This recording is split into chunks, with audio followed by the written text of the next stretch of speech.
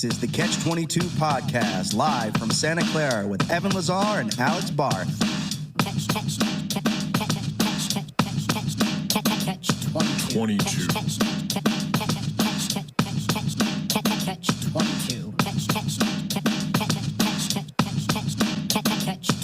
All right, hello everybody. We are live from Radio Row in San Francisco. And Barth, I just said to Marine over here that this feels like the Super Bowl. All right, this is not.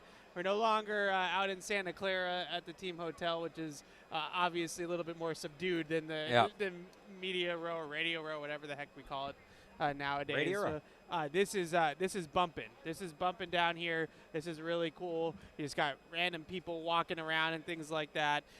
But a lot of cool former Patriots here. I am actually more excited to talk about this football game because I feel like a lot of the things that get washed away in Super Bowl week is actual football. Yeah. We got nonsense. We got former Patriots walking around. We got legendary Patriots walking around. We also have media personalities, all that stuff. And I'm glad to sit down here with you and actually talk about this game on Sunday in the Seattle Seahawks and Super Bowl 60 and the game that's actually going to be played at Levi's Stadium in 4 days, which is going to come up quick. It's going to be here before we know it.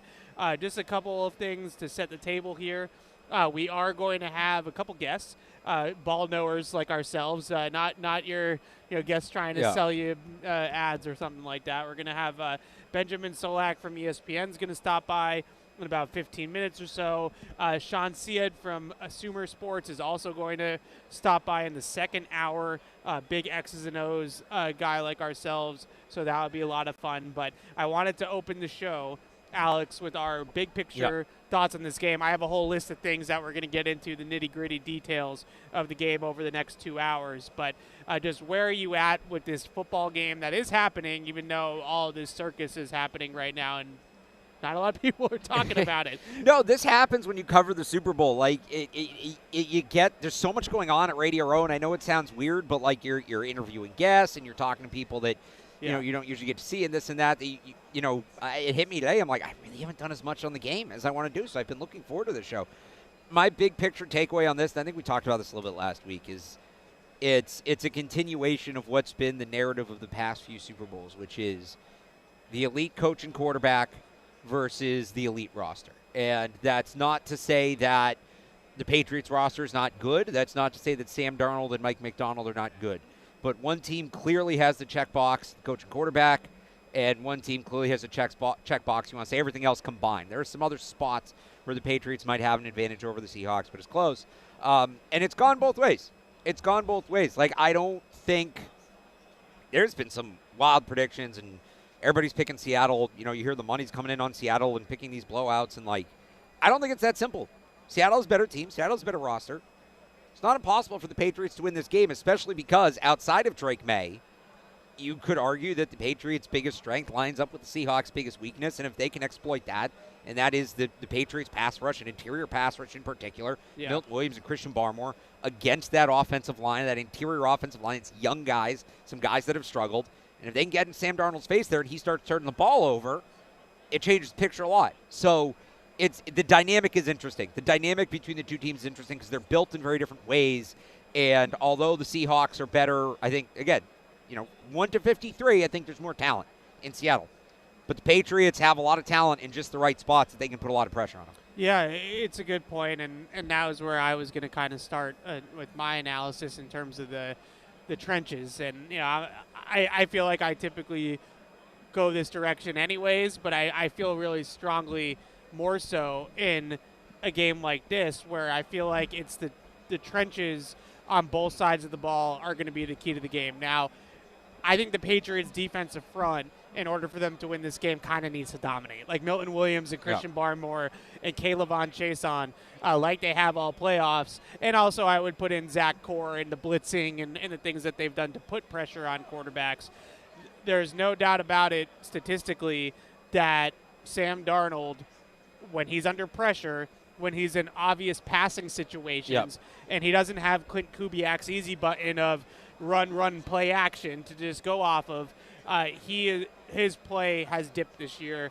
in those situations. And I think we also saw that happen a little bit in Minnesota towards the end of last year too, when you can get the game on Darnold's shoulders. And it's not the collective, it's on Sam Darnold to go out there and pick up 3rd and 8s and things like that. I don't know if he's grown a lot as a player. He's a significantly better quarterback than the one that was on the Jets. Like, I know Patriots fans remember the Ghost game and all. Completely throw that out of your mind. That's not the Sam Darnold they're going to see on Sunday.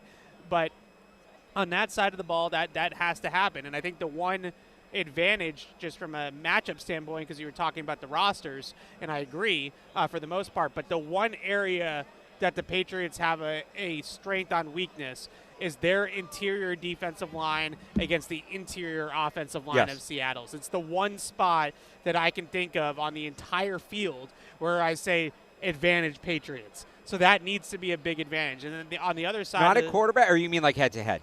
Yeah, just like groupings, like I think quarterback too, but like I think of that a little bit differently. You mean more like this guy is going to line up opposite this guy, they're going to get their hands on each other. Okay, yeah. And the other side of the ball too, offensively for the Patriots, I don't think the Patriots need to go out there as an offensive line and dominate that matchup. I think that's asking a lot to think that they could do that, first of all, against the Seahawks pass rush. But can they go out there and survive the matchup? And can it not be a tsunami of Seattle pass rush? And I think that if they're able to do that, then I do think that there are things that we can get into that would allow them to move the ball on this Seahawks defense a little bit. But they can't go out there and have a performance where it's like, we're grading the game afterwards and it's a 40+% pressure rate and all that kind of stuff. So I'm not asking Will Campbell, Jared Wilson, that offensive line, to dominate Seattle's front, because I think that's unrealistic. But can you just weather the storm? Can you survive it? Well, the thing that makes me nervous there, I think it was you that had this number last week on this show about the rate in which Seattle uses line games and the rate at which they use twist. Is it the highest in the league? One of the highest in the league? Yeah, it's one of the highest in the league. It's 25% of the time. Okay. And I think what the unique part about how they run games, their stunts, is that they actually legitimately pick the player. Right, and they run a little bit of everything. It's not like they have 2 or 3 tricks in their bag. They'll bring the guy off left tackle and bring him all the way around to the right guard. Yeah, like most of the time when you see stunts, it's like they're looping, right? Yeah. They're just kind of intersecting. But with the Seahawks, they're literally running like a basketball pick and roll. Yeah. Like they want one guy to pick the guy off and get him free. And then oftentimes the guy that's setting the pick is actually the one that gets the pressure. Because they don't know what the hell he's doing. They're not used to it. Yeah. And by the way, that works really well in Madden this year. They finally added twists and stunts in, like custom twists and stunts. I don't know if you've been over by the Madden booth or whatever. It's all over because the EA is down the street. I still want to play you in Madden at some point this week. Fine. And I'm going to run a bunch of twists and stunts. But 2-minute quarters. 3. I need a 2-minute warning for like strategic clock management. Oh my God. But to your point, it's something that the Patriots, especially that young left side, has struggled with a lot. And one of the things I've heard as being helpful for the Patriots in this matchup, as tough as this defense is Mike McDonald, Jesse Minter, same tree, and so there's some similarities there. And there are. The Chargers line games are not on the level that the Seahawks are. This is a new wrinkle, a new element that they really haven't dealt with this year. Yeah, they win, I would say, more in terms of Seattle's pass rush. They win in 2 ways. I think they win with insane depth. They go like 6 or 7 deep in terms of their depth on the defensive line, so they can keep guys fresh and they can rotate a lot. I would say the other way that they win a lot is with scheme. Like, I don't know if this is Will Anderson and Danielle Hunter off the edge that have these like just terrific one-on-one winners. I think that this is more the collection of the talent, the groups of pass rushers that they have, the stunt schemes, the pressures that they do bring in terms of the blitzes when they do decide to bring extra rushers and all that kind of stuff, I think is a big part of it. And that it can put any offensive line in the blender, especially an offensive line that's going to be the first offensive line in Super Bowl history to start 2 rookies. Yeah. And not only are they starting 2 rookies, but they're starting 2 rookies right next to each other. So it's not even like, there's one with two veterans sandwich and there's another with another, But the other thing that I would put out there, for the Patriots that I would expect to happen is Ramondre Stevenson being heavily involved in blitz pickup, that sort of thing. I would expect, especially on third down, that you're almost going to be in like some 6-man pass protection where Ramondre is essentially only blocking. Right. And, maybe that one where they pull him up in the shotgun and he comes up right behind the guard. And maybe you can create, even though you might be sliding the line left or right, can you create 3-man services to the other side because Ramondre is basically a bonus offensive lineman? I think that sort of thing you're going to see a lot of. So that sets the table in terms of this matchup with Seattle. Obviously, a lot of other things to break down here. We're also going to take some calls and emails at some point as well. We'll try to get to as many of those as possible. The last thing I wanted to bring up with Seattle, and we'll get into this a little bit more with our first guest, but this whole thing that's come out in the last 24 hours, Alex, about cover 6. Yeah. And how cover 6 is now Drake May's kryptonite, and this is the way Seattle's going to win the Super Bowl. My quick take on that, and then we can unpack it even more. I don't really think that cover 6 is the type of coverage that you build a game plan around. You don't live in cover 6. No, it's a counter. It's a pretty unique call. It's a counter to your just standard quarters so that you're not just sitting in 4 high all the time and you're giving. Or in the case of Seattle, use it more as a counter for cover 3, right? Well, this team quarters now. Okay. Yeah, so they play a lot of quarters in cover 2, and then cover 6 is kind of like the complement to that. It's quarter, half, right? So you have quarters to one side, cover 2 to the other side. So it's kind of like a combo zone coverage. And it's just a different picture to present to the quarterback, so he's not constantly just seeing 2 deep or 4 deep guys. Right. So it's a unique wrinkle, but I know Warren Sharp put it out there. I think Bedard was talking about it on your station a little bit. It is the coverage that Drake May is worst at in terms of EPA per play. It is the worst coverage out of all the different coverages that he has faced this year. It is his lowest efficiency coverage of the season. That's got to be like a recognition mental thing, right? Because he's great at the cover 2 hole shot. He's great up the seam against cover 3. Those are really your 2 options against cover 6. Is it just like a recognition thing? I would say that my guess is, and this is just a guess. Yeah. My guess is that McDaniels, a lot of what they do is coverage shell based, right? If it's a 2 high shell, we're going to look left. If it's a 1 high shell, you're going to look right in terms of where you're starting. In the read, you're reading coverage, you're not reading progression. Oh, so now we're back to this conversation. You're not going 1, 2, 3 through progression. You're reading sides of the field based off the coverage. And my guess is that he's expecting them to play some sort of cover 2 or something like that. So he starts on the cover 2 side that he thinks that they're starting on, and then it turns out it's quarters to that side. Right. And so it's kind of throwing, I guess, like them through a loop a little bit there in terms of that. That would be my guess and my theory. Now, the counter to that is, okay, could they just play more pure progression in this type of game? Yeah. I think the only problem with pure progression in a game like this is that pass rush. Yeah, that pass rush is not going to give you time to do that. Right. So are you going to really sit there and go 1, 2, 3 through a pure progression? Now, you could go 1, 2 and run. It could be something like that. To go back to the line games. Yeah. When you do that, when you run as many line games as Seattle does, you break contain, because that's the big downside to line games is you can break contain because this guy's going here and this guy's going here, and now who has this gap and who has that gap. So shoulder aside, and right. we haven't gotten the injury report yet, right? No, get it shortly because they're maybe during our show. I was going to say they're off the practice field by now, I think, or close to it. 4:20. All right, so close to it. Or 7:20 for those back on the East Coast listening. Yes.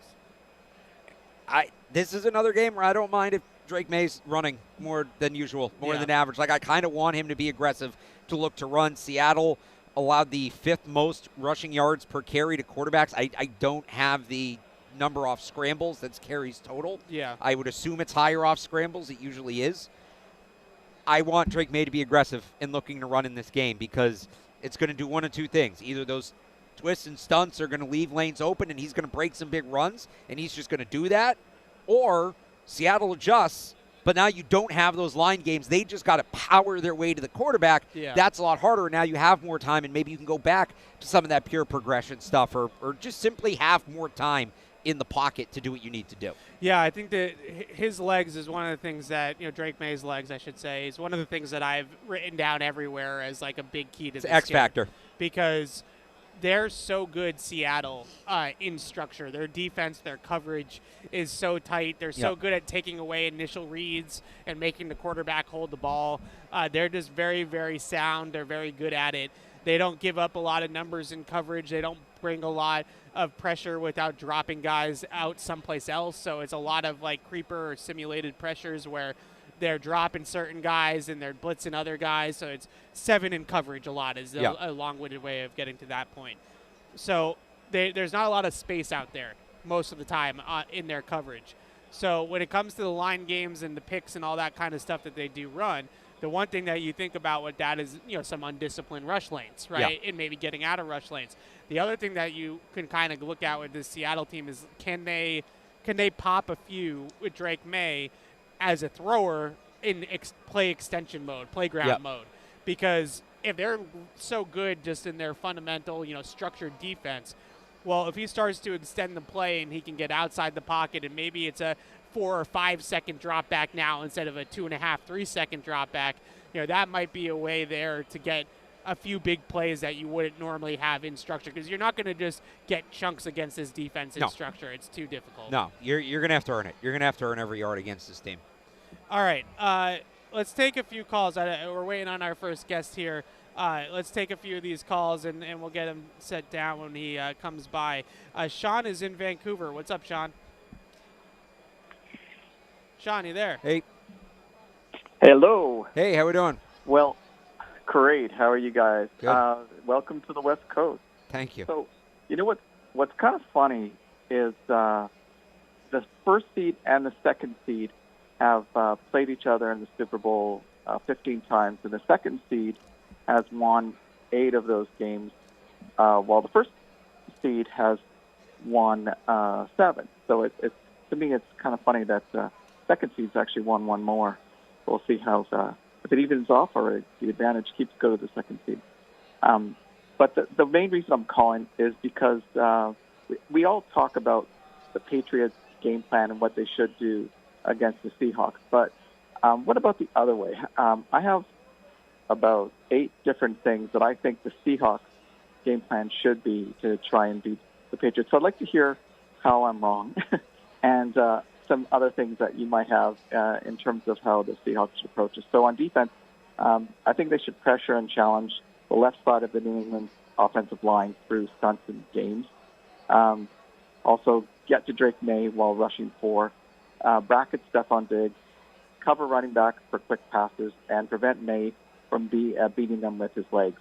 On offense, they should try and have success on early downs by being less predictable, get Walker the ball in space, and move Darnold's pocket and use play action. So I'll take it off there for that. So I'd like to hear what you think. Thanks. Thanks, Shawn. I mean, that's kind of the book when we did the bye week and, like, how do you beat the Patriots, right? Yeah. The self-scouting. That's more or less we laid out. Well, I think let's ask Ben, because I think that this is a perfect person to ask for some national perspective.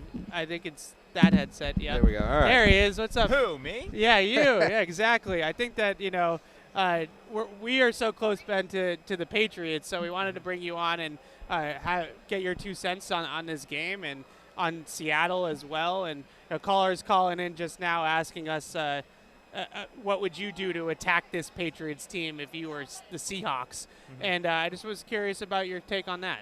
Yeah, so I'd like to spread them out, and I'd like to see if I can get guys like Craig Woodson in coverage. I'd like to see if I can get Spillane in the coverage, Tavai in the coverage. You're going to see the Seahawks go a lot of multi-tight end sets, right? And it's going to be very interesting to find out how the Patriots want to match that. Because if you play base, the Patriots do 3-14, then Tonga comes onto the field, and I've got Tavai and Anthony Jennings there on the edges. I'm going to be able to get my tight ends into the flat. I'm going to force those safeties, those linebackers to chase. And while certainly Seattle is not a team with like a George Kittle or a Trey McBride, A.J. Barner can be a big problem for you, especially on these rollouts. And if you're trying to zone all that off, now I get to send JSN on crossers, and that's where really you can start to do some damage with that speed. And so it's going to be interesting to see when the Seahawks put 2 tight ends on the field. How do the Patriots choose to match? If they go for base, they're going to throw it on the rollout. If they go for nickel, they're going to run the ball with Kenneth Walker. And then the other thing is, right, like I said, you're going to see them, go to lighter personnel, get to some spread formations, get to some empty, get to some gun, and say, okay, like, listen, Craig, you've had a wonderful, wonderful season. You are a 4th-round rookie playing in the Super Bowl. We are going to throw the football at you. We're really going to test and see kind of what you are as a caliber of a coverage player. And they're going to do the same thing, especially if Spillane is playing gimpy on the ankle or if it's Jack Gibbons or what have you. We're going to say, hey, if you want to be able to man up on JSN and use Gonzalez that way, well, you got to man up everywhere else. And then we're going to start to test some of those secondary players. Hyper-specific question along those lines, but it was something that got a lot of play coming out of that win in the NFC Championship game. JSN out of the backfield, how much do we see that? Yeah. And how do you counter that? Like, did you put Christian Gonzalez in the box, then follow him out, or what? Yeah. So it's funny because JSN in the backfield. How do you counter this? Every zone coverage has rules for if the back is vertical, right? The thing is you just don't see it a lot. And so if you're not sitting there, like every team before they play the 49ers or before they play the Falcons, we have Bijan and Christian McCaffrey, they sit down during the week, Tuesday, Wednesday, like, hey, guys, remember, when we're in this and this is our check, if the back's vertical, this is who's got him, right? You obviously don't see a lot of back vertical, just as general concepts, but when you play those teams, you prepare for this. Now, the Seahawks are leveraging this by saying, all right, well, we're just going to motion this player into the backfield, and then we're going to use him that way. And so because the card has been played, it's gotten onto the table, the Patriots will be well equipped and ready for that. But the thing is, as a Clint Kubiak, if I say, okay, if I know if I get JSN in the backfield, they're going to have to zone check it. So we're going to be really hard to play him man coverage coming out of the backfield. Right. Well, now if I know you're in zone, now I can manipulate you in other ways. And I can get, Cooper Kupp open this way and that way and so on and so forth. And so it's not something they're going to do all the time, right? If the Seahawks walk out 100% JSN backfield, Patriots are going to be like, heck yeah, this dude's 5 yards behind the line of scrimmage. Right. Like, that's overall a win for the Patriots. But now that you've seen the card play, you'll just see the Patriots be a lot less taken aback on their heels when that happens relative to how the Rams felt. I have 2 questions for you based off what you just said. First one, let's stick with JSN for a second. I think that one of the things that we always hear about is there are certain games where Christian Gonzalez just doesn't travel with the number 1 wide receiver for whatever a reason. And I feel like when I look at this matchup with JSN, because of the backfield stuff, because of the slot stuff, because of all the motion that they put him in and all these different things they do with him, it's kind of hard to travel with a guy like that that's not just in one place all the time. Yep. Have you seen teams have any success trying to shadow him, and what would you do against him? So nobody's had success shadowing him. You shouldn't try it. The teams that played the best against JSN, the 2 games to turn to, the Vikings game, he had 2 catches for 27 yards. Brian Flores, good at his job, baby. Excellent. And then you have the Panthers game. He had 9 catches for 72 yards, only 8 yards per reception. Bad day in the office for JSN. And in those games, you saw that length got him to the line of scrimmage. Isaiah Rodgers, Mike Jackson. We're going to press him aggressively, and then we're going to have a half safety on top. And it's going to allow us to be physical at the line of scrimmage with him, but we're not going to lose to verticality, right? Because that's the thing with JSN is he's wicked quick. It's okay, press him. You're bigger than him. You're longer than him. Great. But the moment you lose, he's gone, right? Yeah. And so, it's not dissimilar. It's a crazy comp, but it's not dissimilar to the Tyreek Hill aspect where it's like, yeah, of course you want to press the guy. It's just once you miss, it's ball game. Yeah. And so these teams put a half safety on top, right? The Vikings especially. If you watch how the Vikings played him, the Vikings would have a man cover corner on him, not playing like, a half, playing a leverage, right? Like, oh, I know I've helped to the inside. Just playing him in straight man, but then also with a safety. So they're not saying, oh, bracket cover. I'm like, no, just press him, be physical, play him man, but we're going to give you help regardless, Now the Patriots, as you guys well know, have not played with a lot of half-field safeties, right? When they play too high, like to play quarters, and allow the safeties to drill down. So you'd be curious to see if they use the 2-man button, not a big button for them. To the traveling point, you kind of saw in the middle of the season, right? Gonzalez had the game against Drake London and T. Higgins. He had the Emeka Ibuka game where I think they wanted to make sure they had the arrow in their quiver, where if they wanted to travel him, they could. They kind of figured out how to make it work, and then they don't need to do it all the time. Carlton Davis had a great year. Marcus Jones had a great year. And traveling costs a lot in your defensive structure, right? Robert Saleh had a great quote about this before they played the Rams. Before they played the Seahawks, in the division round, where he was like, man, it's a lot harder in our calls to travel a guy than you might think, because it just really limits what you can deceive, what you can hide from the opposing offense. So I think you will see Gonzalez travel with JSN on like 3rd and 7s. On like, hey, we were always going to be manning up anyway, so now he's going to move left and right with him. Otherwise, Carlton Davis is pretty well equipped to give JSN the very few relative troubles that JSN has in terms of the length and strength of the line of scrimmage. Davis is good at that. It's just you have to get a safety on top because Davis does not have the recovery speed that Gonzalez does, where if he loses at the line, JSN's going to take him for a touchdown. Yeah, it's really the shadowing thing is fascinating to me because Zach Kors talked a lot about it as well. And he's mentioned multiple times about disguising. And if you're shadowing, it really undresses the coverage a lot for the offense. Yep. Because especially if it's an outside corner like Gonzo, who's now playing in the slot because he's man-to-man on JSN, and it's man, and where everybody's going to kind of be.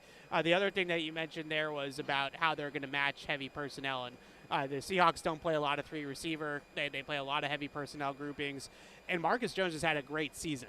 I just, in this type of matchup, especially a team that wants to run as much outside zone as they do, if you play a straight three-corner nickel against them in their heavy groupings, I do worry a little bit about the Patriots holding up against the run in that kind of look. 100%. And you also, like, when you are an 11 personnel, you're going to get Kupp in the slot. And if Marcus Jones struggles with a guy, he struggles with the power forward, right? Yeah. That format of slot where Marcus will be on him, but Marcus doesn't have the length and the size 5'8", 5'8" at the end of the day. to really get into the catch point. And so it's going to be one of those days where Marcus Jones is, like, not a bigger part of the game plan, not super critical. They're going to be more base. And then there's going to come, right, a critical 3rd and 6 where they are an 11, and guess who's in the slot? It's JSN, and all of a sudden it's like, hey, Marcus, this is the whole game, baby. Yeah. So he might play, 50% of the snaps instead of 75% of the snaps. But, man, that 50%, like, huge 50%. Yeah, JSN does not play in the slot nearly as much as he used to, right? 80% of his routes this year have been out wide, 82% of his targets. He's been an outside receiver.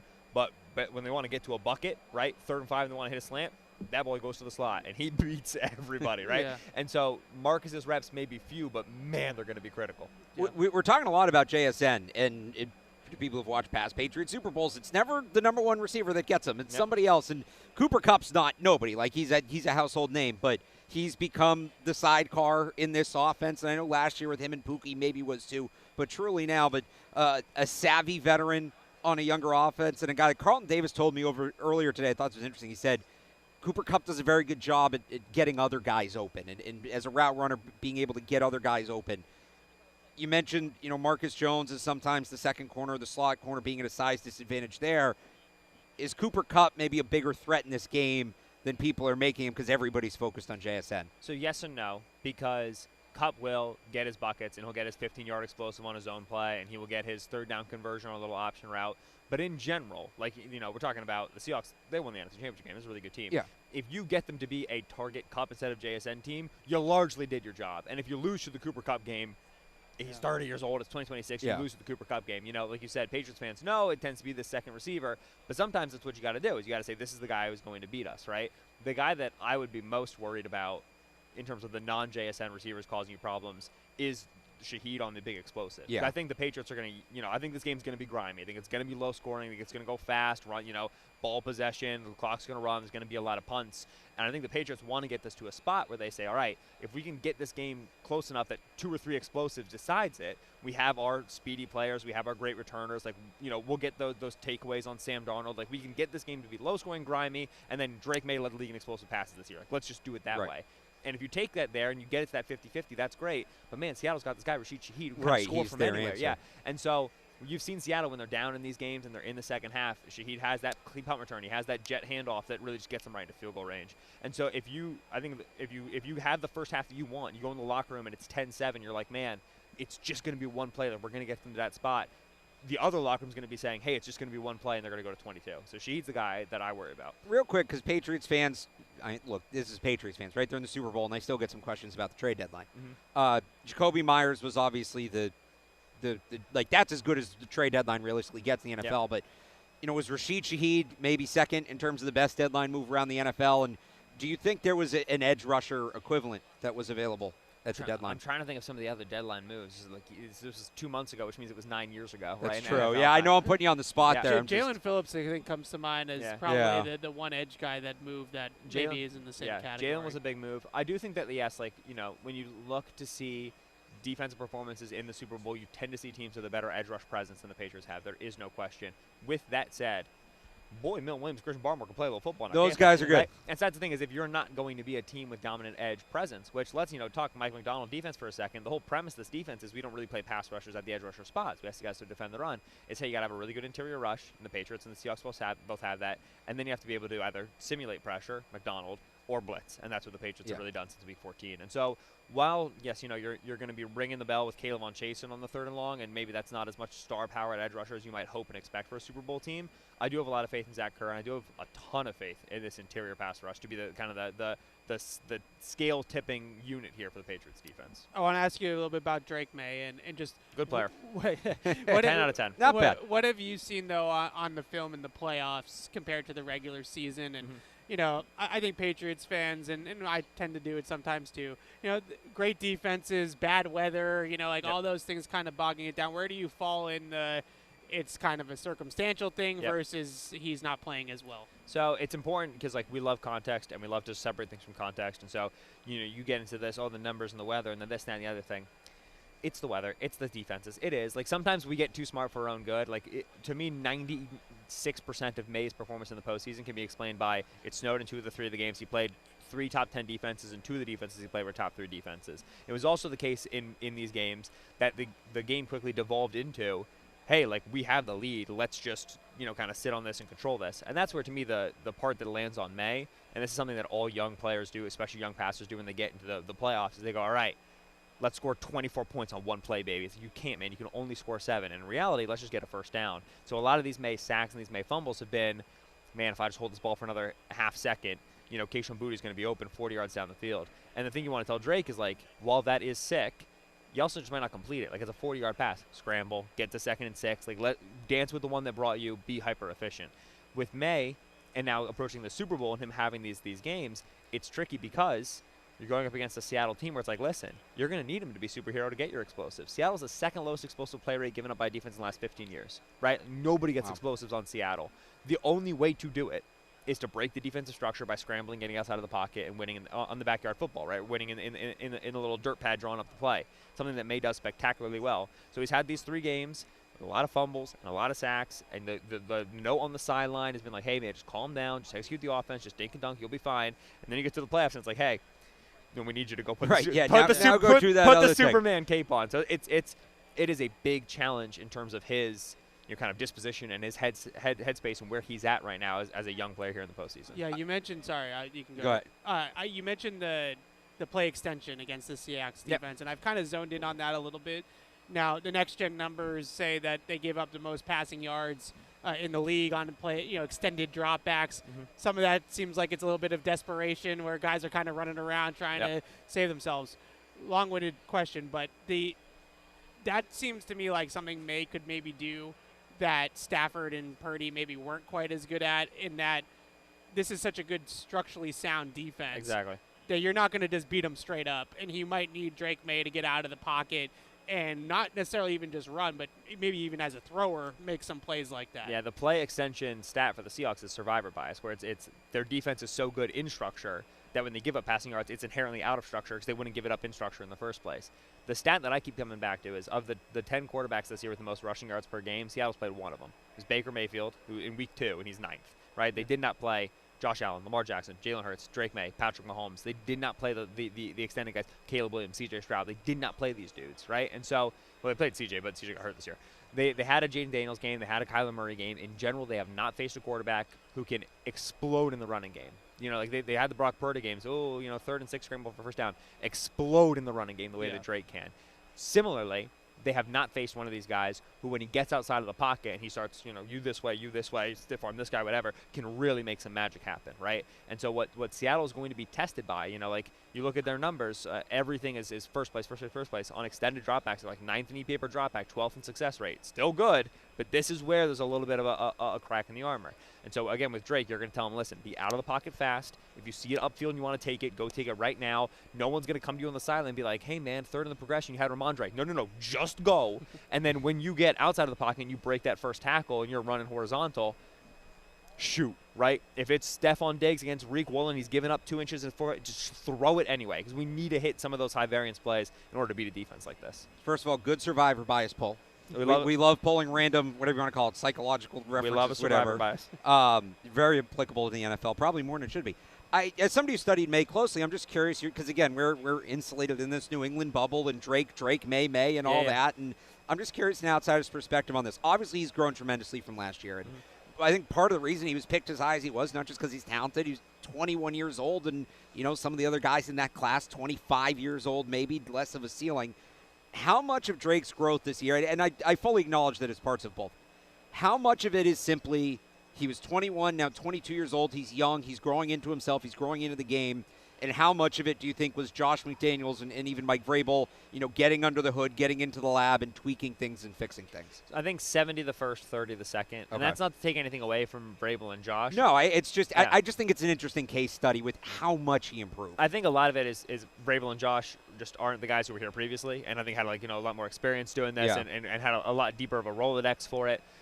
Drake's rookie season, I remember I wrote, I think it was week 16, week 17 of 2024, I wrote that Drake was having a more impressive season than Jaden was. And Jaden was putting up MVP numbers. But I was watching Drake, just the wide receiver room, the state of that offensive line, the way that offense was being called, just being like, this dude is just Sisyphus, right? I mean, it is Atlas, wrong Greek. It is just the world on his shoulders. And he is he had I would think it was the 10th best dropback success rate of a rookie quarterback in this century. And Jaden was 8th. And now Jaden had the explosives and he had the touchdowns. Drake didn't have those red zone opportunities. But from a down-to-down basis, what Drake was achieving in his youth in terms of staying ahead of the sticks, making chicken salad out of what in the scramble game, I was watching it man, if we just get a functional receiver and a functional left tackle, we're here. And lo and behold, we got a functional receiver, functional left tackle, and it was even more than I could have dreamed. Drake is it took Josh Allen so long to find the intersection of Clark Kent and Superman, right? We're this is when to put the cape on, this is when to keep the offense chugging. Justin Herbert, same thing. He was a lot more Clark Kent. He's had to learn how to be a little bit more Superman. Drake walked out, and it took him 18, 20 games at the NFL level to be this is the perfect balance of success rate and explosives. And to do that is astonishing. He's one of the 8 best quarterbacks in football. It's a great point talking about last year because I remember saying that I think it was around end of October, November, everything about Drake's game screamed this internal dialogue of, fine, I'll do it myself. Yep. I guess I have to do it myself. And I think not that he's not doing that anymore, but he's learned how to pick his spots, and doing it yourself can mean so many different things. And he has every club in his bag, but there were times where, he needed the 3-wood and he'd hit the 5-iron, and he can hit the hell out of the 5-iron, but he needed the 3-wood. And I think he's finally figured out, lining up all those situations. But I tell you, we're in year 2 of Caleb Williams, and he's still calibrating to that. We're in year 2 of Bo Nix, and man, when the Denver Broncos had a great year, but sometimes they need Bo to be able to hit a throw down the field, and he's still struggling with it. It usually takes years and years for playmakers like this at quarterback to calibrate the button, and even then it's a growing process, right? Josh Allen had it, and then he lost it a little bit this year. That's always going to be an up and a down thing. What Drake has pulled off in terms of different play styles for different games in different moments, depending on who I have available and what the defense asks. That, I'll never forget the end of the Ravens game where I was all right, I was we've seen, all right, this is it. It is the Patriots down multiple scores to a playoff team. What's it going to look like? Drake was like, watch this, and just started shooting. And it's the fact that the guy can turn that on, and then the very next game be like, all right, precise, incisions 8 yards down the field. You just don't get dudes this young doing that 22 that fast. Years old he's doing. Yes. And that's what's you mentioned him in Daniels last year. Mm-hmm. Daniels 24 last year, right? Maybe he was 21. Yep. I mean, it is, and from a physical toolkit perspective, he's not precisely Herbert and Allen, those two names I brought up, but it's 90-95% there. I mean, it's so obnoxious that you guys got Drake May. It drives me up the wall. I'm enjoying it. I got two more questions for you, Ben, Hey, and we'll let you go. Well, first of all, that Baltimore game, a lot of the coaching staff this week has pointed to that was when we knew this might be for real. That, coming back in that game. You need a game like that. The one thing that has gone around, I don't know if you've been able to see this at all, is this cover 6 thing. I saw this on. I don't understand what's happening. I saw one tweet about it. Yeah, I saw one tweet about it yesterday too. We're all busy this week. What's the thing? What's the so shtick? the argument is that Seattle's going to win the Super Bowl playing cover 6 against Drake May. Okay. That's sort of the blueprint against Drake May. And the Buffalo game, they did play a little bit more cover 6. Buffalo did. The second Buffalo game, obviously, that they lost. And then, just looking at his EPA per dropback, cover 6 is his worst coverage in terms of EPA per dropback. What are we looking at? 80 total dropbacks in that? 90? Correct. Yeah. I think Taylor had the numbers. And I think that they've dropped back. Seattle has played 114 coverage snaps in cover 6.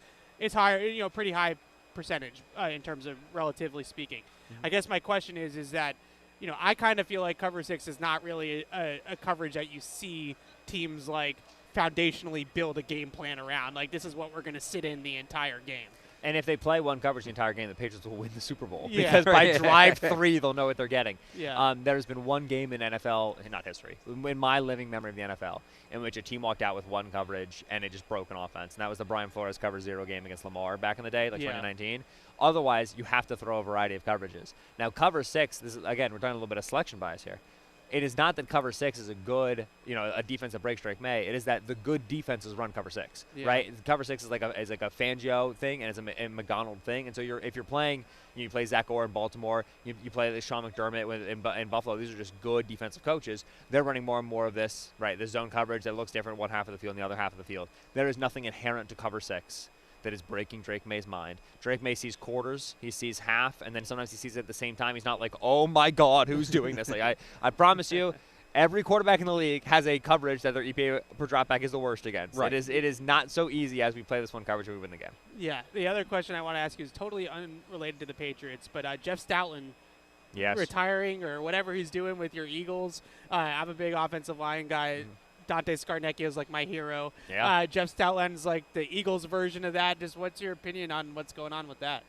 Stoutland is, I would argue, the greatest coach that is not head coach in the NFL. And in fact, he is the longest tenured, right? He has been the Eagles offensive line coach since 2013. He survived 2 head coach firings, both Chip Kelly and Doug Peterson. So he was tied with Andy Reid for the longest tenured coach, right? He was longer than any OC, any DC. This was a foundational piece of the Eagles' 3 Super Bowl runs and 2 Super Bowl victories. Stoutland's running game is not as accepting of pre-snap motion as the modern NFL would like for it to be. And so when Sean Mannion came in, there was going to either have to be a marriage of what Stoutland wants to do in the running game and what Mannion from Green Bay wanted to do in the passing game, or there was going to have to be a split. And clearly for Stoutland, who it was reported by Jeff McLean last week, was demoted from running game coordinator in the middle of this season. Clearly for Stoutland, there was like, all right, if you guys want to go this direction, like I'm going to take my services elsewhere and or retire. All good things come to an end. At any point when Stoutland was let go, retired, fired, left, I'd be like, man, this is terrible. In this context, where you stripped him of running game coordinator, presumably to pacify Kevin Patullo and to make that work, and then you are losing him entirely to promote a 30-year-old offensive coordinator in Sean Mannion, I think it's an extremely brutal look. Sean Mannion goes out there, calls a good offense, and fixes Jalen Hurts, we're all going to forget about it. So it's all your eggs are in this, very young and very inexperienced basket here. We'll see what happens. But, like, the main thing for me is, like, independent of what happened, what will happen, so on and so forth, I wish the average NFL fan had a understanding and appreciation for what 13 seasons of unbelievable. The Eagles' left tackle is a rugby player from Australia who never played the sport. Between the 7th round, he's been an all-pro player. Like, this is truly one of the greatest coaches of our generation. Yeah, you're in the right fan base area. Yeah, they get it. They get it. With Scar, we get it. All right, really quickly, do you have a game pick? If you pick Seattle, we won't hate you, but maybe a little bit. So initially I picked Patriots for the ESPN thing, like all the expert selections, and then I wrote my column, and I tried to pick Seahawks in the column, and they said you can't split. So I really like to split. They said you can't split. So they made me pick, and I leaned Seattle. I think it's going to be an extremely close game. I think it's going to be very low scoring in the first half. I think it's going to be really tight, field position and punts. I think Seattle is the team that's a little bit better roster-wise, poll to poll. I do think Drake May has the superhero cape a lot better than Sam Darnold does. We need multiple Darnold turnovers, so we need Milton Williams and Christian Barmore to really dominate. You cannot score touchdowns against Seattle unless you get short fields. Average touchdown drive against Seattle this season starts at the 41-yard line, dude. Like, it's the second closest to the goal line among league defenses. And so you get those turnovers, we're there. It's going to come down to one play. It's going to come down to one explosive touchdown. If you cannot turn Sam Darnold over, they're just going to lean on you. They're going to break you over 60 minutes. So I think 17-13 was the score I put in Seattle. Let me ask you one more thing real quick along those lines. Last time these teams played, Chris Matthews, Malcolm Butler, people running to their computers to Google maybe the 2 best players in that game. If we get one of those guys that's going to break Google, it's going to break the internet in this matchup, somebody nobody sees coming, who do you like? I do like Kyle Williams for it. My bold prediction was a Kyle Williams 50-yard touchdown because Patriots are going to need explosives. I'm trying to get the ball to Traven Henderson and Kyle Williams. Not super high volumes because, like, those aren't your engines, but you have to give those guys bites at the apple because Seattle doesn't give up explosives. And so if you get an explosive and it goes for 25 yards, no, we need 50, we need 75. Like, if you get it, it's got to go. And so I think you're going to see Kyle involved a little bit more. I do think Marcus Jones as the punt return part is a really, really important part of this. I think it's going to be a lot of punt in this game. Yeah. Seattle's going to be very happy to play the field position game because their punt unit has been so good and their punt return unit has been so good. So if you, as Marcus Jones, can get that big return to prevent Seattle from accumulating that small edge in the return game, that's a big deal as well. So Marcus Jones and Kyle Williams, the speedy players, those are the ones I keep referencing. Love it. I love it. Yep. Well, he's Benjamin Solak at ESPN. You knew that, though, and you should definitely give him a follow. He's a kindred spirit of ours, as you can tell. Ben, thanks so much for joining us. Appreciate you, fellas. Take care. Thanks for stopping by. by. Appreciate it. So there's a lot of good things that Ben just laid out that I had on my list. So now my job is done. I'm just going to pack up and go home. No, that was Hey, we even got to special team stuff, too. Like, this is a huge special teams game, Evan. I don't think people understand. Is it true? There's never been a punt return touchdown in the Super Bowl. Is that true? Yeah, so Devin Hester obviously returned. Kick return. And Desmond Howard, of course. And then I think not Percy Harvin. Yeah, Percy Harvin. There's never been in 50 at a kick return. I don't think there's ever been a punt return touchdown in the Super Bowl. I know that. I heard that stat yesterday, and I just trusted the person that told me it, so I 10 believed kickoff return touchdowns. Longest punt return touchdown, longest punt return, Kadarius Toney, 65 yards. No, Shaheed and Marcus Jones are two of the best, and it's two good coverage units. What I will say, and his thing about the battlefield position, the Patriots had their issues in kickoff coverage late in the year, right? Yeah. And they've been better, not great, but better. But one thing they've done is, especially against good returners, and they did it last week, they've said, we'll take touchback. Start at 35. Now, it's one thing doing that against Jarrett Stidham, but in a field position battle, are you going to be more willing to do that, or are you going to test Rashid Shaheed? They did not want to test Marvin Mims last week. Yeah. And even in the punt game, Bryce Baringer didn't have a great game, but it wasn't as bad as I think some people thought, because a lot of it was directional to get it away. Right, from and part of the Mims. design was kick it as high as he can so Schooler can get down there so this guy doesn't, run one back on us, especially in such a low-scoring game. So absolutely, that part of it's going to be fascinating. I love Rashid Shaheed. I think he's an awesome player. He's one of my favorite players to watch. He also has a really fun name to say. That might be part of it. There's only a few players in the league, and I think Marcus Jones obviously doesn't play receiver, but defense and special teams. There's only a few players in the league that are a threat to score a touchdown wherever they touch the ball. Yeah. You don't. The NFL is. These athletes are so great in the league that it's pretty rare to be able to have a guy that can house it from anywhere. And Rashid Shaheed's on the short list of guys that if it's a punt return, it's a kickoff return, it's a jet sweep, it's a slant, it's a go, like whatever it is that gets the ball in his hands, he's could house it. 80 yards, 75, whatever. He's a dangerous player. The other point that Ben hit on that I really thought was kind of a key to the game was this personnel matching, I think is the best way to call it. I would say on both sides, because starting with the Seahawks defense against the Patriots offense, a big part of why this Seattle defense has really taken off this year is Nick Emmanwori, their safety. Rookie safety, drafted him in the second round. Full disclosure, I did not think he was going to be a great pro. I was wrong about this one. He's one of those guys. Bad job by me. Nick Emmanwori's one of those guys. He's like 6'2", 220. He's got linebacker safety hybrid traits. Well, it's not just Bill Belichick would have absolutely loved this player. He's kind of souped up Kyle Duggar. So Nick Emmanwori is 6'3", 220, ran a 4.38 40 with a 43-inch vertical. Just absolute total freak. That DK Metcalf kind of guy. And he actually got traded for DK Metcalf, ironically. Oh, yeah, that's right. Yeah. Now, sometimes those guys, like some guys, I love talking about these guys in the draft, where it's everybody thinks he's too good to be true, and sometimes he's not. Tariq Woolen, or Reek Woolen as he goes by now, was one of those. Yeah. But so was DeJuan Jones, who hasn't really figured it out. So he was one of those guys that looked too good to be true, and then it turned out, no, it was true. He's a really good player. So he's – and look, it's only 1 year, just his rookie season so far, but he was dynamite. And he's kind of like you mentioned, like this is if Kyle Duggar really hit and really panned out. That's the type of player we're talking about.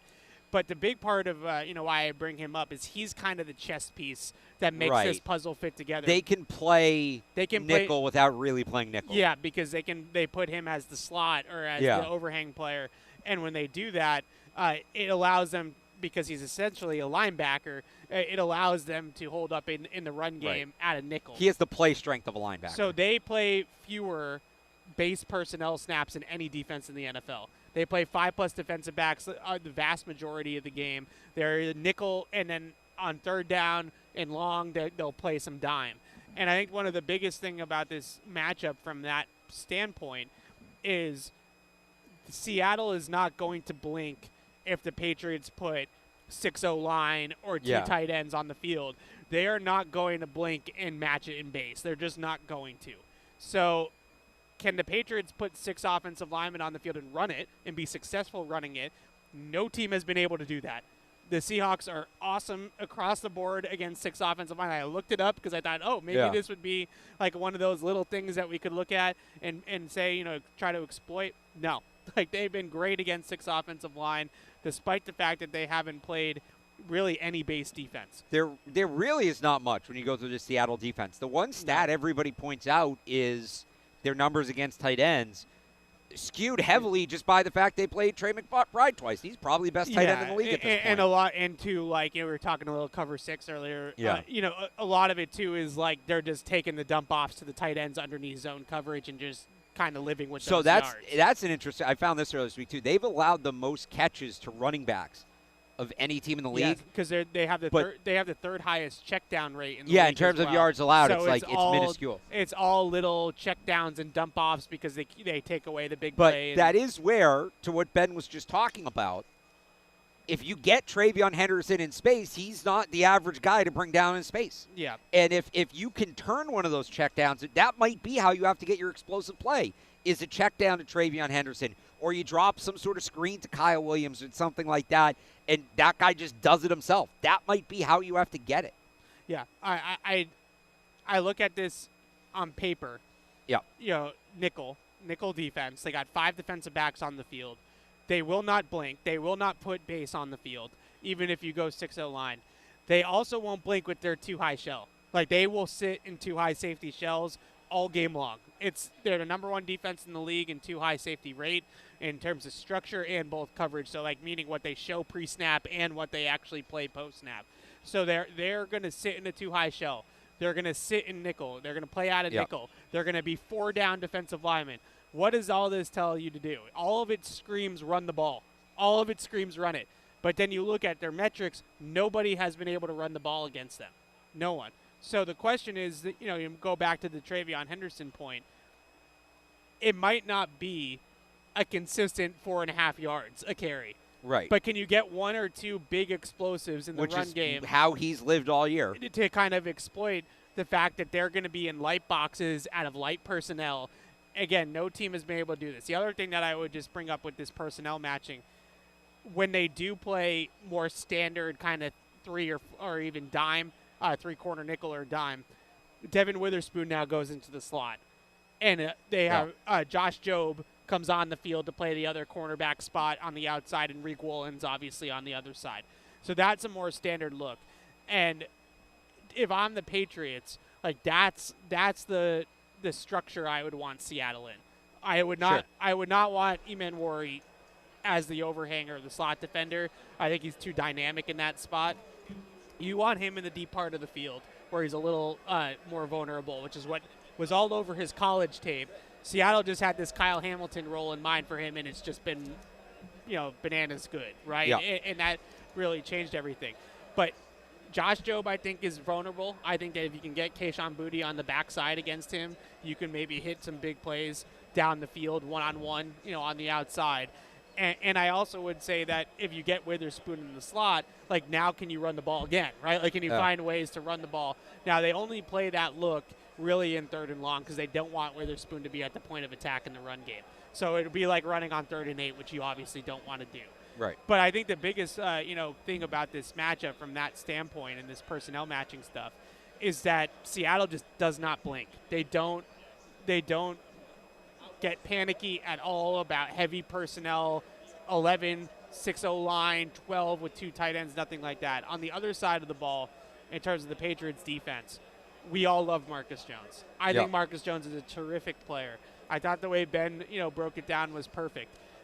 This is a type of game where Seattle is 29th in the league in how often they put 3 wide receivers on the field. They are a condensed formation, heavy personnel grouping offense, whether it's with 2 tight ends, whether it's with Robbie Oots, their fullback, like whatever the case may be. They just don't really do a whole lot. Shout out Robbie Oots, by the way. They don't do a whole lot of like spreading the field in 11 personnel. It's just not really what they do. Right. So same thing. Like if the Patriots sit in 3-corner nickel, Seattle's going to run it down their throats, or they're going to try. So what do you kind of do with Marcus Jones in this game, I think is kind of fascinating because you can't really have him be like, obviously when you're in three-quarter nickel, the nickel is like the strong side linebacker. And if they're going to run outside zone right at 180-pound corner, it's going to be a long night. And the other interesting thing about it is, look, the Patriots are here. They're in the Super Bowl. They clearly built a good team, but we had talked about it, like as good as they were doing, depth was going to be the biggest issue. If they need to go to nickel or dime, like they don't have another – it's not like, okay, it's going to be the third corner or the third safety, right? Back in the days when they had Kyle Duggar, Jabril Peppers, and Adrian Phillips, we might say, hey, this is more of an Adrian Phillips game as that fifth defensive back than a Marcus Jones game. I don't know that you're turning to Alex Austin or Del Pettis to add more size at that spot. If you're going to play 5 defensive backs, Marcus Jones is the 5th guy. So, I don't know, do you get creative and maybe put him outside and Carlton Davis in the slot, who's a little bigger? Like, he's not necessarily going to do much better, but it's just interesting. Like, this is where you kind of see that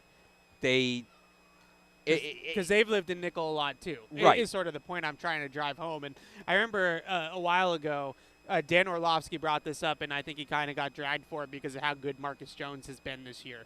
But Dan brought up the fact that the Patriots play in a lot of standard three-corner nickel, which is, if you're going to do that, he said the only team that does that at a high level is Seattle because they have Nick Amenwori, right? Like it's like they have this Swiss Army knife that can just do all these different things. Now this might be, pretty outside the box thinking, I guess is the way to put it. And I don't know if they have this in their bag. This is just a total guess. I have no idea.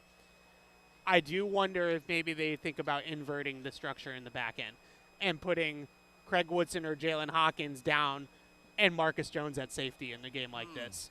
And it's not safety in the traditional sense of like, he's going to be playing the post and he's Devin McCourty now all of a sudden. But the way that they run the ball, the way that they boot off of it, the way that they run JSN on those over routes and those crossing routes, can you kind of use Marcus Jones almost as like a bracket player to kind of catch JSN coming across the field? Well, also how, when Shaheed's on the field, because Shaheed's going to be on the field when they're in 11 and they need to match it, like gives you that speed over the top against Shaheed, which you're going to need. I just wonder if maybe, because a lot of Ben brought up the Minnesota game as well and the Vikings. A lot of that stuff that they did, Flores did in that game, and I wrote this down. That was a Super Bowl 53 redux. Like Brian Flores literally went and said, "We did this against Sean McVay and the Rams in Super Bowl 53." Clint Kubiak comes from the same exact coaching tree. It's the same offense.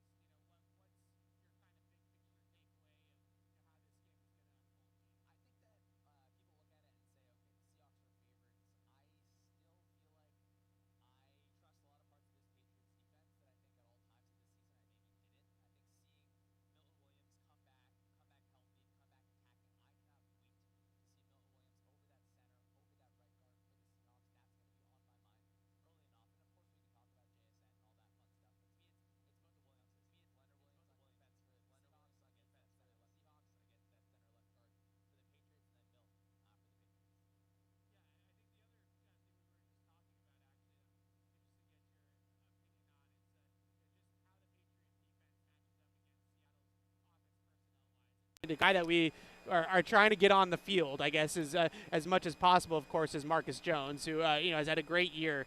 But the amount of outside zone that they run and the amount of run game that they deploy, I don't know if it's necessarily a great game for an undersized nickel corner. And, I saw in your stat write-up that, in terms of, like, pass rate over expected and all those good stats, that Seattle is just run all the time. Yeah, and I was talking to Clint Kubiak on opening night, and, I mean, he is a person that is committed to those early down runs, even when they're maybe not all that efficient. I do think, though, the Seahawks run game has looked a little bit cleaner over the last few weeks. A.J. Barner is a problem to have to go up against on those outside zone type runs. I think as Kenneth Walker continues to be healthy, he looked really, really good against the Rams. So I still feel like on paper, in your head, you think, yes, you want to have Jones on the field just because you want to have those defensive backs to deal with some of that explosive passing, because I think the biggest concern is, say you get that base personnel, you're stopping those runs, but then now JSN running across the entire formation, and no one wants to cover that. I asked, this earlier in the show, but just curious your thoughts. So, you see the Super Bowl all the time. Teams are so focused on taking away the star that somebody else breaks out. Cooper Kupp. Are people underrating Cooper Kupp's importance to this game? No, I do think a little bit, because the resources are going to be devoted to JSN. Right, as they should be. And of course. And so I do think I've seen Kupp. You see him make a few of those big plays as of late where, look, you can look at him at different points during the season and kind of wonder, all right, well, what are you going to get from Cooper Kupp? But I'm thinking of a catch like on the left side against the 49ers in a pretty nice tight window. So I do think like there is that real threat there. And then I mentioned A.J. Barner before. That's another person where the Seahawks have two tight ends on the field over and over and over. And when they're going to pass out of that set, Barner is certainly someone that I look at. The other thing I wanted to ask you about, because I steal your playbooks all the time and things like that, which I greatly appreciate. When you watch this Patriots offense, and I got to chat with Josh McDaniels briefly about this morning, there are a lot of Brady elements to the offense, certainly. But then you have Drake May, who's just a different skill set, different kind of player. How have you kind of seen Josh kind of married Drake May's mobility and the old Brady staples that we love? Yeah, I think that you get some of that May freedom where like you need to have that. You can't just tell him, hey, you need to play kind of like a robot over and over. At the same time, though, like we don't have to do the Tom to Drake comparison.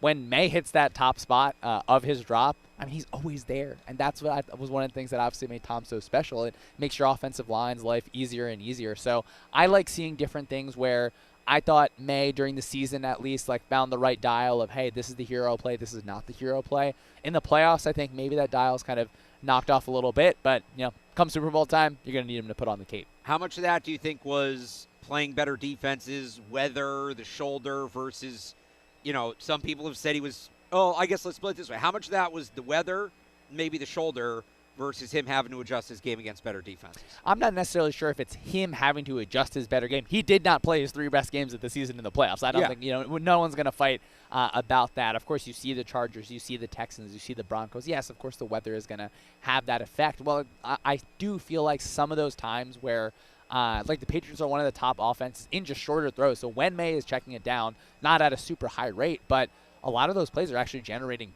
good yards on that, and it feels like sometimes in the postseason, if you're trying to bite off just a little bit more you can chew, then it becomes a problem for the offense. What makes Mike McDonald so good at timing up blitzes? Because I think there are some trends that you can look at. Like obviously every team brings a little bit more on 3rd and long and things like that, but it does seem like everybody keeps saying it's wildly unpredictable. What do you see from him in that regard? Yeah, I think he has a special understanding of if you can make the offensive center's life hard, it really breaks apart a lot of things. Like that center is going to slide one way. That's kind of the pivot point that it feels like McDonald really attacks. And I think when he sends 5, it's a pressure. It's such a high percentage of that pressure. But he's not too proud where he understands, hey, we can just win with 4 over and over and over again. I'd be curious, that first 3rd and 8, that second 3rd and 8, McDonald likes to send kind of 4 guys to the weaker side of an offense. So it's 3-on-4 for the offense. You get that free runner. I mean, I'm going to be fascinated to see just what does that blitz rate look like for them. On top of that, just kind of some of the stunts and line games, and how have you seen the Patriots' offensive line, especially that young left side, that all-rookie left side, how have you seen them kind of change of how they've handled that during the year, and is that maybe the pressure point for the Seahawks to push in this game? I mean, it's got to be, right? It's that center, it's that left guard more, and then I think, like with Will Campbell at left tackle, when you watch the game against the Broncos, yes, there's the clip of he's cutting, and it looks like this awful miss, like, I think on the even, he was had a much pretty better good game. in that He had a The pretty first good game two were against rough. That Infinito, one I thought was much better. So to come off of that and to be able to end with that game, like that is obviously, of course, a positive thing to have. But to me, it's Leonard Williams. It's against that center. It's that left guard. It's a lot of Byron Murphy there. Byron Murphy, I think, does a strong job in that run game. It feels like when you are a 4 down, like we're sending 4 guys over and over, you're going to get into some of those stunts. So I'm curious, do we see that center, that left guard working towards Leonard Williams? And does that mean, hey, now we got a defensive end looping around in the middle? All right, we talked a lot about some of the guys on the periphery. What the heck do you do against JSN? Because I mean, I think man. The one thing that I have seen, and Solak was on with us before about a little while ago, and he mentioned this as well. I have seen teams have some success with clouding the coverage on him, like pressing him up on the line of scrimmage and then the safety over the top. That's pretty much the only formula that I've seen work, and I know I can already feel it. I keep repeating this. I can already feel the Patriots fans during the game. The second Christian Gonzalez is not the one that's on JSN, and they're going to lose their marbles. Just what would you do, and what have you seen work for teams at all? Yeah, of course, not a lot working. Yeah. I think when you think of the Patriots, we think of the famous cover 1 double, right? We have 2 people in man-to-man coverage on this player no matter where he goes. Now, my only concern there is I thought Clint Kubiak called the game of his life against the Rams, where JSN is in the slot, he's outside, he's in the backfield, he's moving into the backfield. So that makes it really hard, because if he was in a static alignment, yes, let's get a corner back up in his face, let's have a safety over the top, let's play that through and through. But JSN is not a static piece. So I'm going to be fascinated to see, are you seeing a safety rotate down to him when now he's moving into the slot? Because ideally I'd like to make it a game where, look, if Kenneth Walker runs for 150 yards and they win because of that, fine. If it is Cooper Kupp making 5 third-down catches, okay, that's fine. You got to do what you can to stop JSN. So to me, if it's in the slot, it's that double coverage and man coverage. If he's in the backfield, that's what really stresses me out. Are you comfortable moving Gonzo inside a little bit there? Of course, as we mentioned, Jones as well. But I'm going to be really fascinated to see those safeties, because to me, the Patriots safeties, they like to play a little bit aggressive downhill. You get an in-breaking route, you can maybe go ahead and pick one off. But I think JSN loves to run that kind of post route against safeties as well. We were talking a little bit about this before you came on. 2 of the best returners in the sport, Rashid Shaheed, Marcus Jones. Who has the better chance to break one and flip the game? I mean, that's a great question. It feels like Shaheed, but that's because we kind of more recently saw one. I do love that these are 2 good special teams units. Yeah. It stresses me out when watching the Seahawks-Rams game to think like, oh, this is going to kind of come down to a special teams play. So I think I lean towards Shaheed. I think that may be the bias just because we saw that touchdown recently. But it's not just about the touchdowns. Like, if you're getting those, we see the new kickoff. You get just, hey, now we're starting the ball on the 40-yard line, punt returns. You're stealing those 10 yards here and there. I mean, I think this is going to be a game where those yards are just going to mean so much. Oh, yeah. We know Darnold's come a long way, and I always preface it that way because I don't want this to sound like I said earlier, this is not seeing go Sam Darnold from the New York Jets. This is a different player now. That being said, he did lead the league in takeaways, or giveaways, I should say. He did, I think numbers-wise, the pressure wasn't great, in terms of handling under pressure. How much have you seen him grow, and do you think that, where does he fall in the now he's a franchise quarterback versus what we kind of saw with the Jets? It's cool to think he is 1 win away from football immortality. Like, at a story level, that's cool. But I feel like if I didn't have the NFC Championship game film in my mind, I would feel like, hey, this is a game where Patriots, you can pressure him, you can blitz him, we can condense that pocket, he's going to throw you the ball. I mean, he played the best game of his life just like a few weeks ago against the Rams. So to see Clint Kubiak be comfortable, rely on him in the pass game was fun to see. I think that's a little bit more in my mind. But I think back to that first game against the Rams where you're winning inside, you're condensing the pocket, we're moving a safety across the formation, and now we're getting Darnold to hold that ball just a tick longer, and you go from being an offense that is able to hit those explosives at JSN to now against pressure, you're kind of more along that middle of the road. All right, give us your game prediction. We got to get a game prediction from everybody. Got it. Oh, yeah, I think I have the Seahawks winning the game by 3. Sorry to say it in front of this beautiful backdrop and everything. I do think it's going to be closer than I don't know. I'm not sure if it's like if it goes out to, hey, people think it's going to be a blowout, but I've seen enough people saying it. It feels like a slugfest, a defensive slugfest. I could definitely see I think the Patriots' path to victory is maybe you're receiving the ball to start. Josh McDaniels, he's going to have some shenanigans. We know he's going to have. He's been here like 9 times. He's going to have something fun drawn up. You're able to get ahead. You're able to make the Seahawks kind of play a little bit more on your schedule. But, yeah, unfortunately, I got Seahawks winning by 3. Along those lines, part 2 of the game prediction. Last time these teams played in the Super Bowl, you had Chris Matthews, looked like was going to come out of nowhere and be the hero, and then an undrafted rookie named Malcolm Butler stole the spotlight from him. 2 guys that nobody had heard of, the casual fan had not heard of prior to that game. If we get a guy like that in this game, who is it? If it's a New England Patriot, it's Milton Williams. I know he's gotten the big contract. No. Like, that's highest paid player. I'm talking about, like, the guy that nobody's ever heard of. Kyrus Tonga in the run. Okay, game. Can we do that? Can we do that? There we go. There we go. I love that one. That's what I'm talking about. We had a similar question, Fred, on PU asked, and I said, it's going to be Kyrus Tonga, right? And maybe even, blocking a little bit in the run game on offense, too. He's very good. Shawn, tell everybody where they can find your work. If you're an analytics guy like me, you're going to want to follow this guy. Appreciate that. Just check me out on Twitter at Syed Schemes, breaking down every single thing that I love learning about this game. Cannot wait for Sunday. Thanks for joining awesome. us. Really appreciate it. Thank you very much. So, that I'm telling you, Shawn gives me playbooks all the time when I ask him. He gives me stats. Very helpful for your guy here. Really quickly, or not really quickly, we can talk about it, but Patriots just dropped their first injury report. All right, here we go. So we got the injury report. Did we get the pool report, too? I did not look for that, but we got an injury report. Drake May, full participant in Wednesday's practice with his right shoulder. I honestly think, and, this is – I think we were headed this direction no matter what. We had Dr. Chow on Patriots Unfiltered earlier, Alex. Yeah, I heard you gave him the business. And he said the same exact thing. The Robert Spillane injury is the injury we should be talking about. I understand. I said that last week. I understand that that's not an injury to the starting quarterback's throwing shoulder a week before the Super Bowl. I get that it's not as sexy or as important necessarily in some ways. But Robert Spillane did not practice today for the Patriots. Only one who didn't. He was the only player that didn't. Harold Landry, just to throw in, complete the news, Harold Landry limited as well. Yeah, so it sounds like maybe Landry's going to try to But Spillane did say today that he plans to play. But I guess the question is, even if he plays, like, is he 100%? Probably not. Yeah, so I honestly, I'm not trying to be, like, different or anything with this thing. I just think the Spillane ankle You're not injury being different. I've been saying the same thing. It's a bigger deal. Like, Drake May's going to play. And we know what they look like without Spillane. Now, some of that was without Milton Williams, too. But, I'm with you on that, especially now he's upgraded to full. I thought Spillane said, I want to find the quote because I know I retweeted it earlier. And then I want to get into something real quick from that interview we just did. Yeah. Spillane said via Zach Cox, 100% confident he'll be able to play on Sunday. But I guess that doesn't set to a level, right?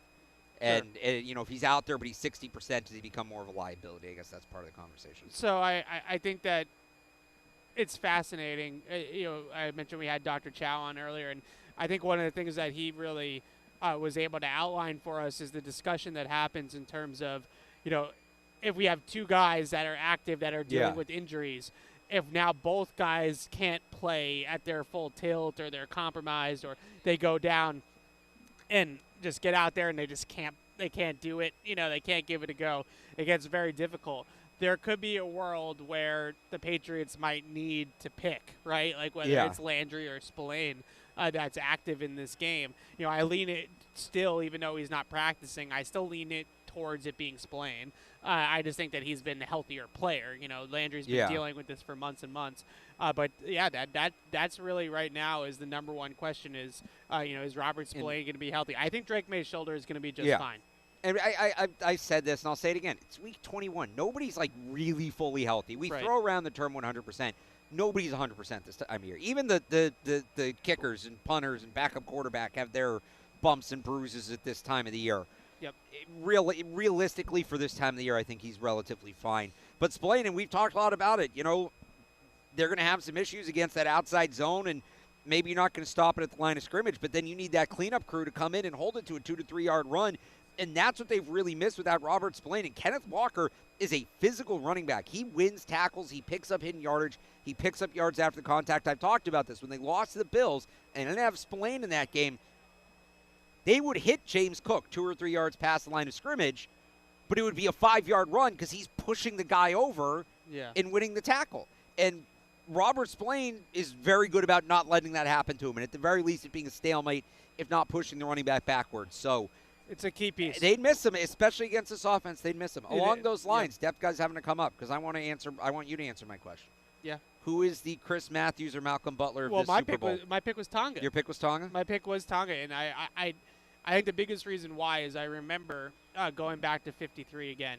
Yeah. I remember the soundbite. I think it was in NFL films, like what they always do, like the mic'd up from the Super Bowl. And I remember Belichick on the sideline talking to the defensive line and saying, "Get vertical, get vertical, get vertical," because the Rams were trying to run the stretch play. They're trying to get outside, and they wanted the interior guys to get penetration and get vertical. The one thing that, he's good at eating blocks too, but I think Tonga is a better vertical, he gets in the backfield, off the ball kind of player. If he can come in and he can kind of, cave in the middle of the line and press that pocket that the running back is trying to delay, and make that read. That him, Milton Williams, Christian Barmore, like Corey Durden, like those guys can wreck their run game. They really can. Now, so Corey Durden would be I didn't know Durden's in the same category. Milton Williams obviously very much in this category. Yeah. Like Kyrus Tonga, I feel like has kind of become a known name this year. Corey Durden having a big game. The other guy I'm looking at, I can give you one on the other side of the ball. Yeah, Jack Westover. He's been around all year and just kind of been there. Westy. And he hasn't been. He's adjusting to fullback, and that's clear. Yeah. Him randomly having some big catch or setting some big block or something, and I'm gonna go. So Westover. Forget about him in the flat kind of thing. Right, exactly. Yeah. Like Schultz, the Texans against Patriots. Yeah. And I'll parlay this one further. So Westover's the Seattle guy playing for the Patriots. Yeah. And then got Jake Bobo, the North Shore guy, playing for the Seahawks. One of those guys is going to have a huge play in this game, I'm telling you. Well, Bobo we're going to have pass in the NFC Championship game. I think it was his first touchdown of the season. We're going to have a Cam Schlittler moment potentially with Jake Bobo. Don't bring that guy's name up. You know how I feel about that. Bobo's been really good talking about it this week. He has. I've actually enjoyed talking to him. I like Bobo. So Patriots injury report. I'll just read it out. There's not very many names on it.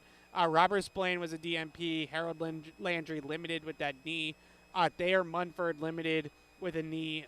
Joshua Farmer full for the hamstring, and Drake May full with the right shoulder. So Terrell Jennings is window closed. He's not going to be. He reverted back to injury reserve. Joshua Farmer could still be active. Now they've had such great success with the mix on the defensive line they've been rolling with. And Lenny T's been a big player for them. Leonard Taylor down the stretch here. I don't think that's going to change. But that's the injury report for the Patriots. You don't usually on the show for the injury report, so that was a little different different nugget. Let's get back to some of these phones. Let's get the people involved a little bit here. Murrell is in San Francisco. Right, that's Murrell. I hope I said your name correctly. Yeah, no, you did. All right. Cutting it out there a little bit. Call us back, and we'll try to get you again. Nate is in Connecticut. What's up, Nate? Nate. What do you know? It is an hour on hold. Maybe that's why. Mark is in Connecticut. What's up, Mark? We're just getting rid of all the people that have been on hold for an hour plus. Mark, you there? Yes, I'm here, guys. Let's do it. What's up, Mark? So just wanted to start off by saying thank you for everything this whole season. Just wanted to say that, it's been a heck of a ride. And happy to do it. Man, I am so psyched for this game. I got two things. My score prediction, I'm actually going to go with the Seattle Seahawks game from back in 2014, 28-24. I'm going to actually go with that score, same one. And then the other thing is, I know this is going to be a big topic for the offseason, but mark my words, Max Crosby will be a New England Patriot this offseason. Love you, boys. Let's go win it. Thanks, Mark. Thanks for the call. It does feel like Max Crosby has been very vocally public about his support of Mike Vrabel. Well, Diana Rossini said today on 98.5 straight up, he told her he wants to be Patriot. He wants to play for Mike Vrabel. Yeah, it sounds like, and you could just see it. Like, you could see those two personalities being a perfect, sort of combination or whatever you want to call it, marriage. would you trade, because we are assuming the Patriots are going to win this game on Sunday, would you trade the 32nd overall pick in the draft? I would tell you this, even worst case scenario, I would trade the 31st and certainly the 32nd. And you're not going to draft a better player in that spot than Max Crosby. Yeah. You have the financial flexibility. Although he doesn't need a new contract. He just kind of hates Vegas, right? Yes. This isn't a contract thing? All right, so he's paid. Yeah. I mean, me too. Look, I like some of the edge rushers we're talking about down there, but Max Crosby or Romello Height. Yeah. And also, this isn't that we're no longer in the, he's younger and he has the ceiling. No, the Patriots are in win now mode, regardless of what happens on Sunday. Even if they win the Super Bowl, we want them to be back, right? I want to do the show here again next year. So, yes, you absolutely make that move. It won't be physically here, but I get what you're saying. Here, Radio Row. It's L.A. next year, right?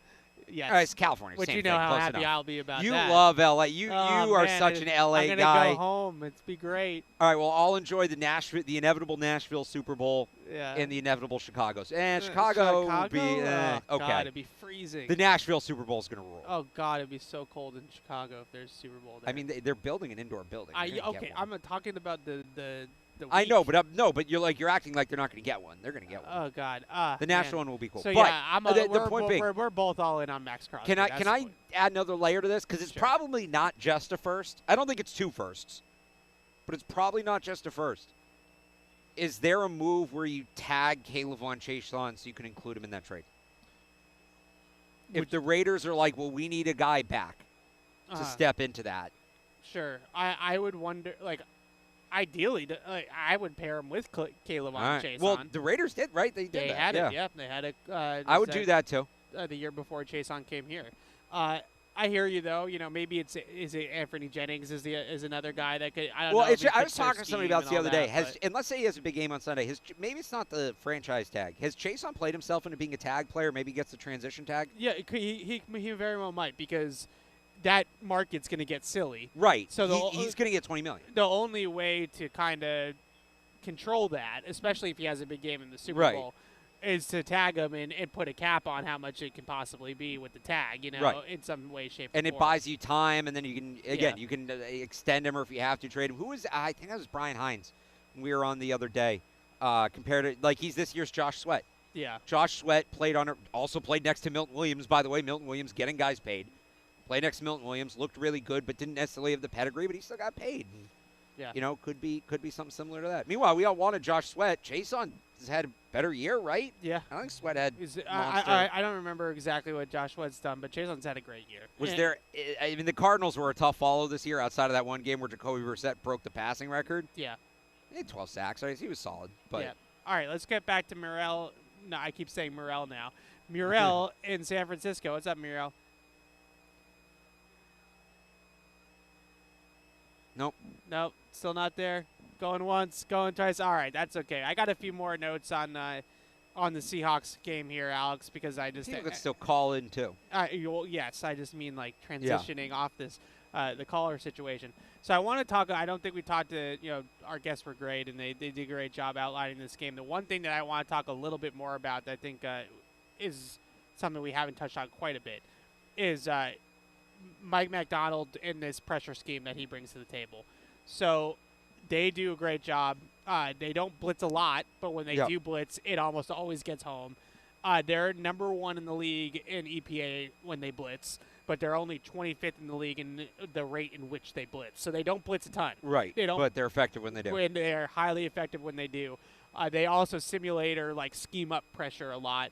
Where they're going to kind of show pressure one way, drop it out, bring it from other places. So they really cook you up. This is not I think when we start talking about the defenses, the great defenses in the NFL, and is this the best defense, Seattle, or is Houston the best defense? I think Houston has slightly better top-end talent than Seattle. I don't think Seattle has a Will Anderson. Devin Witherspoon's a great player, but I think Stingley might be a little bit better. Yeah. That sort of thing. The scheme it's spread out. They have all pros at all 3 levels. They have the second most all pros in the league. Yeah, I don't think the scheme is particularly close. I think the Seattle scheme is way better. Yeah, and the Houston scheme. Sorry to cut you off again. No, the Houston scheme is just the talent. Yeah, the Houston scheme is just we're better. We talked about this. Yeah. They don't hide it because they don't need to. Right. Seattle's talented, but it's magic dust. Seasoning, some sweetener, whatever you want to call it. Yeah. So I think the biggest thing that you see with them, they kind of do two different things. They have this one pressure that's a pick pressure where they rush 5 or 6 guys, and then they run these big games, like these giant stunts where like 3 guys are going one way, 4 guys or 3 guys are going the other way, and it's this whole like coordinated way to kind of warp the pocket. Yep. And that I think is maybe one of the coolest, like when it works and when you see them in unison do that. I'm like, the coordination that it takes, the coaching that it takes to coordinate these 6 guys to execute that scheme perfectly like that. It's like pretty, like it's cool to watch on the film. So they do that. The other thing that they do a lot of is I would call them creepers, call them simulated pressures, where they drop guys off the line of scrimmage and they're going to like blitz the nickel or they're going to blitz a safety and then they're going to drop the end out. And so they kind of maintain the numbers and coverage that way. So it's not an all-out blitz. They're not really leaving the back end that vulnerable. Now, all that being said, they tend to blitz from one side and drop from the opposite side. So the one area of the field that I've seen on film that's a little bit vulnerable with that is you can throw it right at the blitz. Like if you can see the blitz coming from where it's coming from, those are all free access. There's nothing underneath it, right? There's going to be a defender over the top. Usually it's going to be like quarters or cover 2 to that side of the field. But there's not going to be a short zone player. So, like, there's going to be slants. There's going to be skinny posts. There's going to be options underneath that. Now, it's easier said than done, though, to anticipate that and understand all that. But I think that's the number one thing. We talked about Drake May kind of extending plays a little bit, but I said this earlier on PU. McDonald's blitz package is the it thing in the NFL. Like, you look across the league at all these other defenses, they are all running his pressures now. He kind of is, him and Jesse Minter, I would say, are the two guys. Right, and to say it's similar. Yeah, that have sort of pioneered this kind of defense of style of, like, Fangio quarters kind of stuff, but also, like, having pressure at your disposal. I guess, long-winded way of saying, how do you beat this blitz package? What do you expect them to do up front? I mentioned Ramondre Stevenson being heavily involved in all this. That would be my one hesitation about this being a big Travion Henderson game, is the back that's on the field is going to have to be prepared to protect. And it's not, I think some people don't understand, like, oh, well, just put Travion Henderson out there for the plays where you're putting 6 in the pattern or the tight end's blocking. Like, you don't need him into block, and like in theory you can do that, but if you suddenly need to check into a play where the back is blocking, like you have to have that option. You have to give Drake May that option at the line of scrimmage. How do you stay out of it? And this is maybe how Henderson gets more involved. And it sounds simple, but it's not. You don't get in obvious passing situations. You don't get in a 3rd and 7 or longer. You got to stay ahead of the sticks in this one. That's so important. If they can stay ahead of the sticks, it limits the Seahawks' ability to go into some of those pure pass tells and things like that. And that might mean running the football. And that's you go back to Ramondre Stevenson, because he's the better guy at just getting 3 or 4 yards when that's given to him, rather than maybe losing yards trying to set up the big play. So I think that's first and foremost. You got to stay on schedule. That's always a hallmark of Josh McDaniels' offense anyway. But I think especially in this game, it's something you've got to do. The running backs and pass protection, I think, are very important. And then I'll go back to what we talked about earlier in the show, Drake May running. Because if Drake May starts taking off, it's going to do 2 things. It impacts the willingness to call some of those line games, because you're going to lose contain when you run those. It's just naturally what's going to happen. It's not going to happen every time. It's going to happen more than you want it to. And it's just the natural clock of those pass rushers. And they are going to be hesitant to be as aggressive as they want to be, because the 3rd or 4th time Drake May zips by your ear and goes for 15 yards, you're going to say enough of that. I'm not letting this kid do that to me anymore. But now that slows down your rush.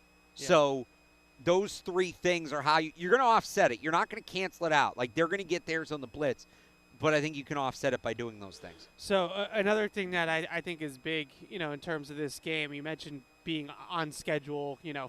First down, I think, is the most important down in this entire game. Yes. On both sides of the ball, because I think all the same things can be said, and maybe even more so, about Sam Darnold being off schedule. Yeah. Sam Darnold, when you look at the numbers, I think one of the biggest sort of, again, I mentioned earlier about Milton Williams and Christian Barmore against their interior offensive line of Seattle's is kind of like the big, personnel mismatch in this game that favors the Patriots. The other sort of situational one that favors the Patriots heavily, the Patriots defense this year, number 1 in the league in 3rd and long defense. Number 1, 15% of the time, roughly 3rd and 1 defense. And Seattle's not a great third down offense. Sam Darnold in Seattle in 3rd and long offense, 31st in the NFL. So the Patriots are 1st on 3rd and long. Seattle is 31st on 3rd and long offensively. So if the Patriots can get Seattle into 3rd and long, they're going to have some success on defense. That's what that's telling you. I still, go back to, I don't think that Sam Darnold is to the point now where he is bulletproof when it comes to not having some of the bells and whistles of a scheme. Play action, moving the pocket, first down, success rates, and his play action per dropback, EPA per dropback on play action, number 1 in the NFL off of play action. He's dynamite off of play action. You start to take away some of that Kubiak magic dust here, and then maybe you can kind of have some advantages there. If the Patriots can get Seattle into 3rd and long, and they can themselves stay out of 3rd and long, I think they're going to win the game. Yeah. Now, that's easier said than done. It sounds simple when I lay it out like that.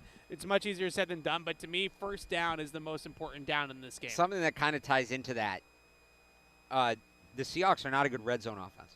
Yeah. Bottom third of the league, 54%. The Patriots' red zone defense has struggled at times, but they've been good against the bad units.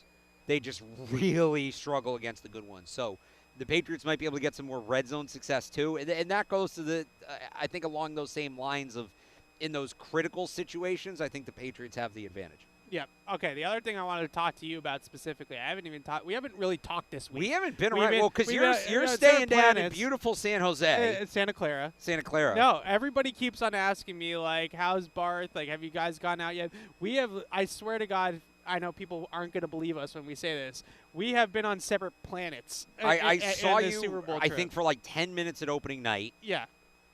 I don't think I saw you at availability today. I think I see you more at home when we are doing regular Patriots availability during the season than I've seen you. Because I didn't really talk to you at either availity yesterday or today. So you didn't go to the media party last night. No, I wasn't there. It was okay. It was not the aquarium in Atlanta. That was awesome. He had a great time. I had a great time at the aquarium in Atlanta. He had there was what was it, an orca or something like that, and he was just staring at that thing. For solid that 10, was you. He was like, oh. No, that was you. You got really into the dolphins. I remember. Yeah, because they had these dolphins that were I'm sorry, I wasn't gonna tell the story, but go ahead. I'm gonna do it. This is sound real. A little, what's the word? Hipstery right now.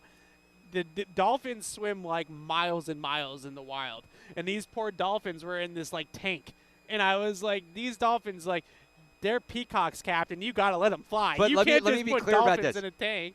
That's terrible. Evan confronted one of the museum workers I did. over the size of the tank. This poor, she was probably just out of college. She was a tour guide. She wasn't a biologist.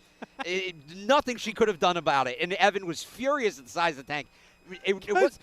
These dolphins swim. I'm not saying you were wrong, but what was she going to do you wanted her to do something about it now. I asked her politely. You got a little. You asked politely at first. I asked her if these dolphins were being nursed back to health, because that would be a good reason. That would be a good reason, for them to be in what's it called? In captivity. In captivity is that they got injured or something like that, and they saved their life. Which, if that's the case, then thank you for your service to the Atlanta aquarium. Now, if you just caged these dolphins and put them in a tank, then I would have been pissed. You were not happy. No, the thing I was doing was I don't know. Sorry for me looking out for the wildlife. I know, good for you for looking out. It's just that woman wasn't going to be able to do anything about it in that moment. You wanted obviously, instant fix. I didn't think she was going to take the dolphin out of the tank and throw it in the ocean. You were kind of looking for her to do something. No, they had one of those exhibits. They have at zoos and aquariums where it's the exhibit is shoulder high, and then you can crawl underneath and stick your head up in the bubble. Yeah, you did. And that was the penguins in there, and that was I'm a big penguins guy. I like penguins, so getting eye to eye with the penguins was fun. Well, on Friday and Saturday we'll be able to have some fun probably. I think so. We're doing a Sports Hub pregame party. I think you guys are doing one too, or is yours Friday? Both nights actually. Both nights, all right. Both nights we have fan rallies, all that information. Come to both. Yeah, there's going to be a lot going on. Patriots.com. You can check it out if you're in town. The question I wanted to ask you, though, was about football and not about Dolphins or anything like that. So I think the other thing, and this is more big picture, how much of an advantage do you give the Patriots in this matchup with Mike Vrabel and Josh McDaniels? Mike Vrabel having played in 4, right? 4, because he's on 07 also. Yes, yep. 4 Super Bowls as a player. Josh McDaniels, I think this is 9 or 10 in terms of him coordinating Super Bowls. He wasn't here for the first coordinating. It's less. Yeah, less. It's being on the staff for Super Bowls. Well, I mean, he's been here for all 6 wins. I know that. Yeah. And then he was. Billy O'Brien was the coordinator in 11, so he just missed that one. Yeah. So yes, this is his 9th. Yeah. How much? This is Mike McDonald's first rodeo. Yeah. It's Clint Kubiak's first rodeo. Let's start there because I have a follow-up on Clint Kubiak. Okay, I think I was going to ask you the same thing, the follow-up, but I don't know, and I mean this is no disrespect to Mike Vrabel. I don't look at the Vrabel thing as much of an advantage because it was a long time ago and the Super Bowl is different. And Vrabel's even talked about this week. The first one he played in, they didn't have the week in between. Yeah. And it makes a major difference. Look, we kind of were saying we weren't worried about Drake May's shoulder earlier. Without the week in between, that would have been, I think, a much bigger issue. Not to get bogged down by this. The 01 Super Bowl didn't have the weekend in between because of 9/11. Right. It was so the season got pushed back. It was scheduled. They did, but they still didn't. And that's so it's a very different. And I think also preparing for the 07 Super Bowl. I don't know. I didn't cover the team. I would from the little stories I've heard and just from what I would think, that Super Bowl was a different beast. I think preparing for that Super Bowl was a different animal because of what was on the line. Yeah. So. I trust Mike Vrabel to get the team ready. I loved what he said this week. He got asked yesterday, what from the dynasty teams do you preach this team? And he said, what dynasty? And he played up the underdog angle. And that Steph Diggs comment about we're just a group of players nobody wanted and that whole thing. I love how Vrabel's handled it. In terms of Super Bowl experience, Josh McDaniels, huge advantage. And I'll go back to what I said at the top of the show. The Patriots, I think, have a definitive. I will say definitive. And the Seahawks coaching staff is not bad. Definitive coaching advantage, definitive quarterback advantage. So I think part of that is Josh McDaniels' experience. Yeah, the definitive coaching angle to me is interesting. I definitely give the experience to the Patriots, even though it was as a player. I think that at least he's. It's not nothing. At least he's touched grass at a Super Bowl. It's not nothing for sure. Yeah. I just think. It's 2 different levels, what McDaniels' experience offers versus what Vrabel's experience offers. I give a little bit more credence or credit, I guess I should say, to the schematic chops of Seattle's coaching staff. But I think what the difference is to me is that McDonald is more, I guess, in that school of he's such a good schemer and he's so prepared and he's such a good coach that players have confidence that he's going to push the right buttons. Yeah. I don't think he is a button pusher. Does that make sense? Like Vrabel is a motivational force. And it's not just a motivational force, and this is where maybe you go to Vrabel's experience, and he talked last week that this is something Josh McDaniels has helped him with. Yeah. Planning for a Super Bowl, not game planning, planning. Literally, when are we going to practice? How are we going to do workout? You're at a hotel. Yeah. You're miles away from your facility. How are we going to run this? How are we going to run that? How often do we want these guys on the bus? What's the curfew going to be? Yeah. How are we going to handle our media responsibilities? Things like that. It's a whole different beast. And I'm not saying Mike McDaniel can't handle it. I don't know.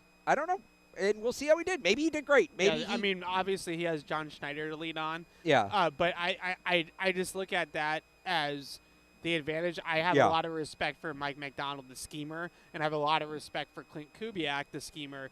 Now, I would probably give Josh a slight edge against Kubiak just because of experience. It's a little more than slight.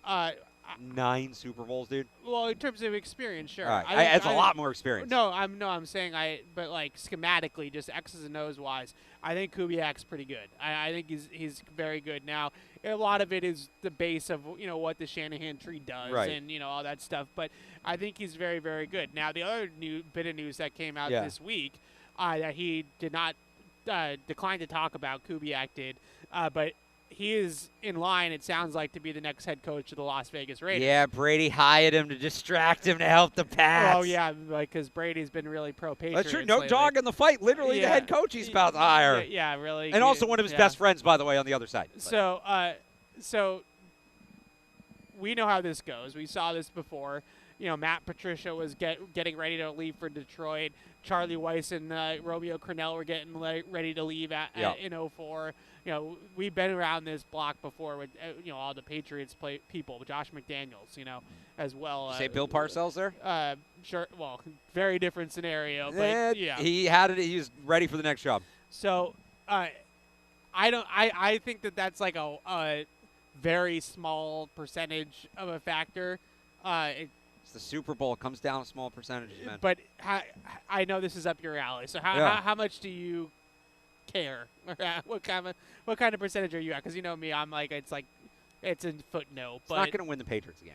It's No. not. But piled on top of other things, it's another thing to deal with. You don't want to be dealing with things this week. And there's always a couple annoying storylines when your team's in the Super Bowl. Every year, Evan. We Patriots fans know this very well. And some of them are a real pain in the ass, like Deflategate. Some aren't. Look, as frustrating as the Drake May shoulder injury thing was last week, the first half of this week, he's a full participant today. If he goes out there and he has full range of motion and they can call their full offense, it was an annoying story, but it was really kind of nothing, right? Yeah.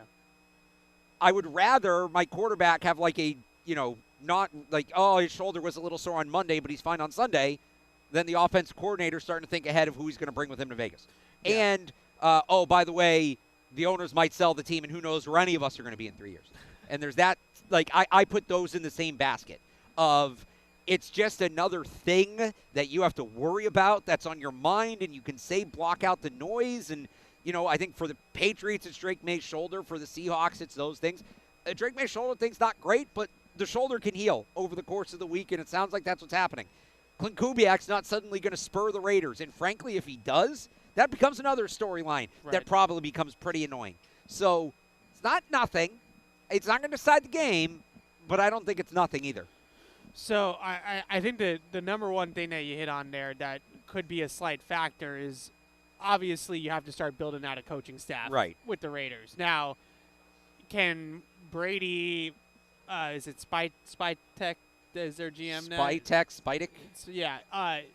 Can those guys kind of do that for him? He gives them a list and they start calling guys and checking off guys off the list and things of that nature, I suppose. But that's the number one thing we've seen it now 2 years in a row, so we know. The number one thing that you do when you get hired as a head coach, the first step is starting to fill out your staff. Now, he's going to call the offense, so that helps, right? Like, he's the offensive coordinator and the offensive architect and will call the offense. So that definitely, with Vrabel or with Gerard Mayo, they had to hire offensive coordinators, and that was a major hire in the process for them. This is a little bit different, but, who's his defensive coordinator going to be? Is his defensive coordinator a current Seattle assistant that he is poaching from Seattle to bring with him to Vegas? Are McDonald and him having to spend time talking about who are you taking with you, who are you not taking with you? Because are they maybe arguing about what that's going to be like? I like how you're trying to start that. No, again, it's another thing you have to deal with. Yeah. And you want to be on the same page, and you don't want to. This is going back to the Josh McDaniels thing. This is why Josh McDaniels was a perfect, unique scenario to get him as offensive coordinator. Not going anywhere. Not anytime soon. And if, year 6, Drake May, he gets another head coaching job. And look, on a human level, he said he would be interested in being a head coaching job. You want him to get it, right? If he gets there, I'm sorry, if Drake May has like 3 or 4 more MVP seasons, he should be able to handle an offensive coordinator change at that point. Yeah. So, that's it's not nothing. It's not a huge thing, but it's not nothing. I do find it interesting, that Kubiak, his whole career arc, obviously his father is Gary Kubiak and had a ton of success in the league in Denver and all that stuff. Shanahan tree, Mike Shanahan connected with Gary Kubiak. Clint Kubiak, though, last year in New Orleans, first, I want to say 2 to 4 games of the season, they are just a wagon. Like, they scored like 40 points a game out of the gate. Then they started to get some injuries, and obviously their roster just wasn't that talented to begin with, and it all kind of wore off. Clint Kubiak then goes, I think one of the biggest hires from Mike McDonald. He fires Ryan Grubb as the offensive coordinator who he originally brought with him to Seattle. as the offensive coordinator, hires Clint Kubiak. Clint Kubiak has this great season with Sam Darnold, whose career renaissance is just continuing, and the beat goes on.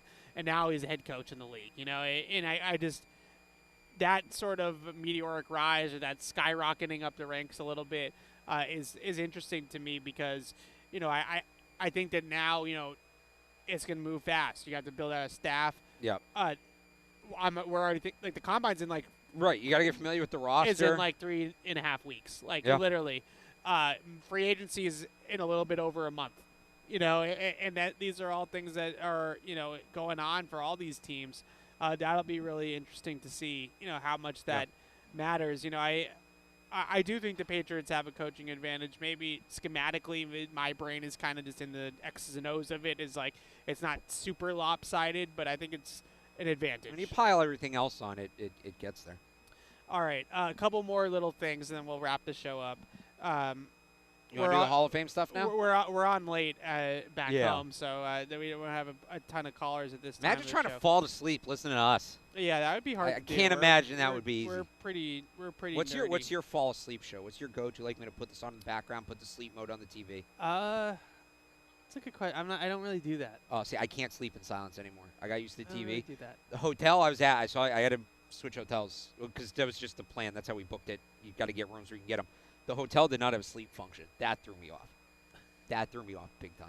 What's your Hall of Fame take? What do you got to say about the Hall of Fame? I mean, Get it off your chest. I said it all last week, but here's the floor. Let's do Robert Kraft the respect we did for Bill Belichick. He's a Hall of Famer. We all know it. And maybe this one hits a little less just because it's not – he wasn't first ballot. We've seen them snub him. And maybe after Belichick we kind of saw this coming that he wasn't going to get in. If Jerry Jones is a Hall of Famer, what are we doing? Again, I'll say what I said about Bill last week. I know what I saw. I know what I saw for 20 years. And by the way, yes, Bill is a huge part of it. I don't want to take away from Bill, but how many owners have been to the Super Bowl with 3 different head coaches? Parcells, Belichick, and now Vrabel. Yep. And 3 different quarterbacks, Bledsoe, Brady, May. Right. So that's wild turnover. That is insanely impressive turnover. Plus, that's his number one argument, right? In my opinion. I think it's 1A, 1B. Other than, of course, the 6 banners that are hanging in Gillette Stadium, which is I think those huge. are one and the same. But the fact that he did it, has now done it 3 separate times. Yeah, he has rebuilt the Patriots 3 times. And he essentially they rebuilt in the middle of one of the coach quarterback combos too. Yeah, but he's essentially rebuilt 3 times. He bought the team. In the early 90s, he didn't hire Parcells, right? I think he inherited Parcells. I always forget that timeline.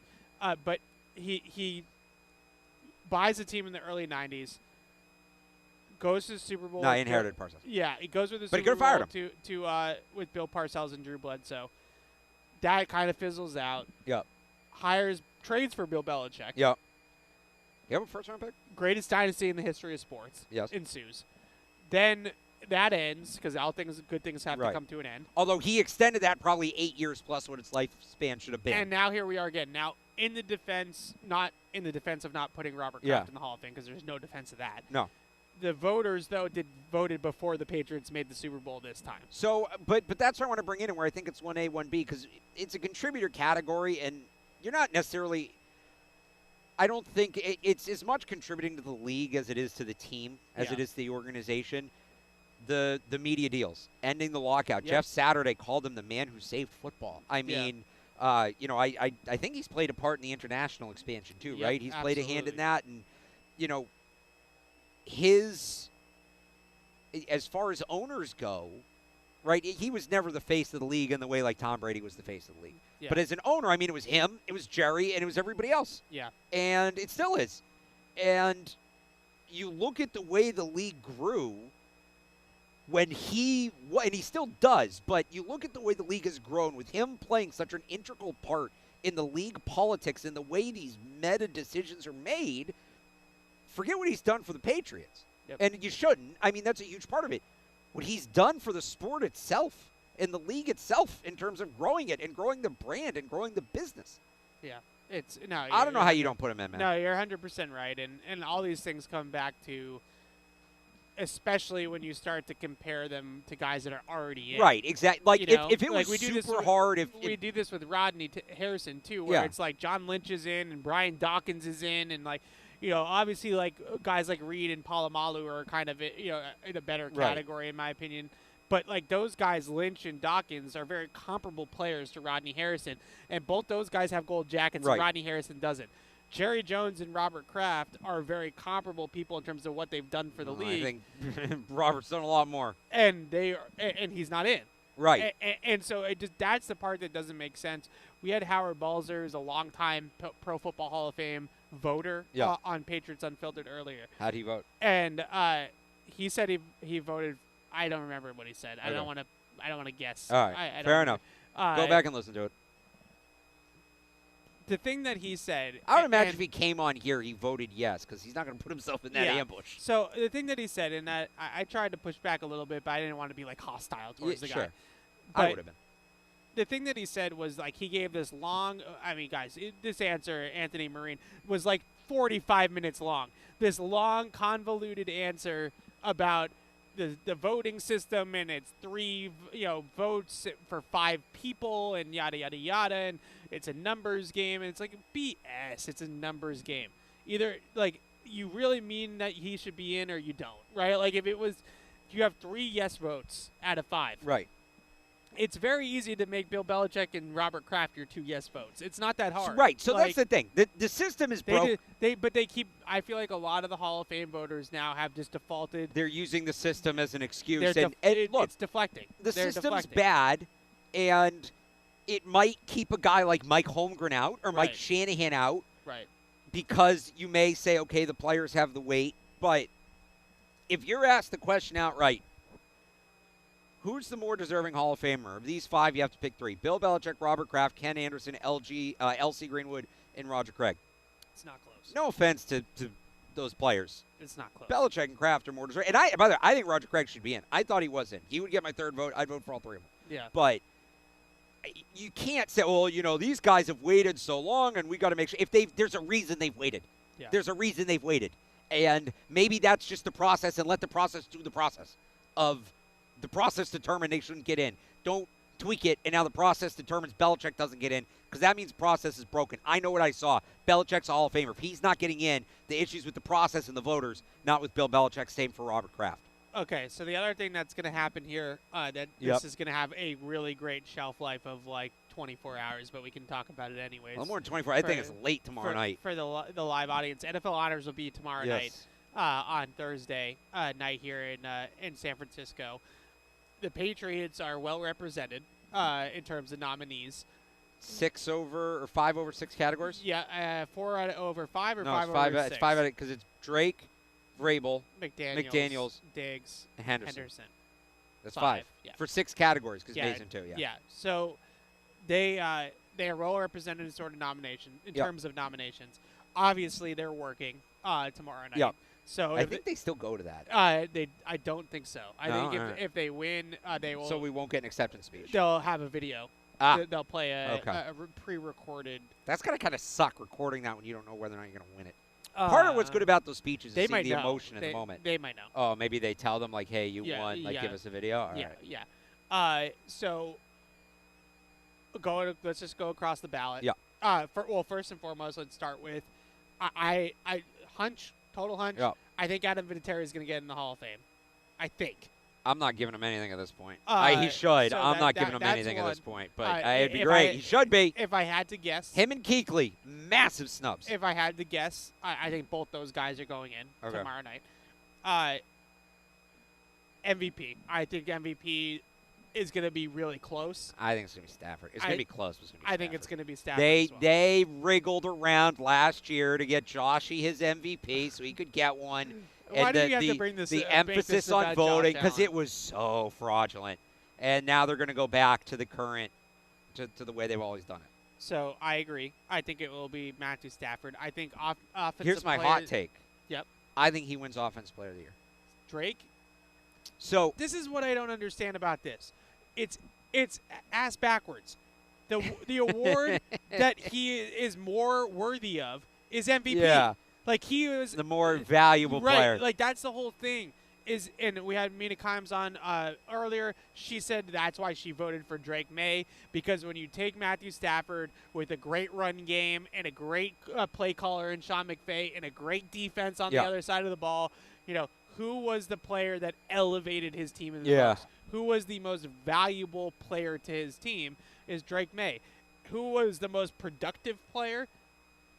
I think you could probably make a better case for Stafford. No, you can't. It was Stafford. You look at the numbers. More like production passing yards, numbers. more it's passing Stafford, touchdowns. Like that. So that I can't. So I have no idea why that happened. If Stafford was a finalist for Offensive Player of the Year, I'd actually say I think Stafford's going to win it. This is a bigger picture take that. All right, let's say the Josh Allen thing last year was on the level. You think that it's going to be a consolation? It's going to become the MVP consolation. Well, I disagree because with that. we have to coddle the quarterbacks, and the quarterbacks have to get everything, and eventually they're going to start giving Defensive Player of the Year to the quarterback somehow. Offensive Player of the Year should either be JSN or Puka.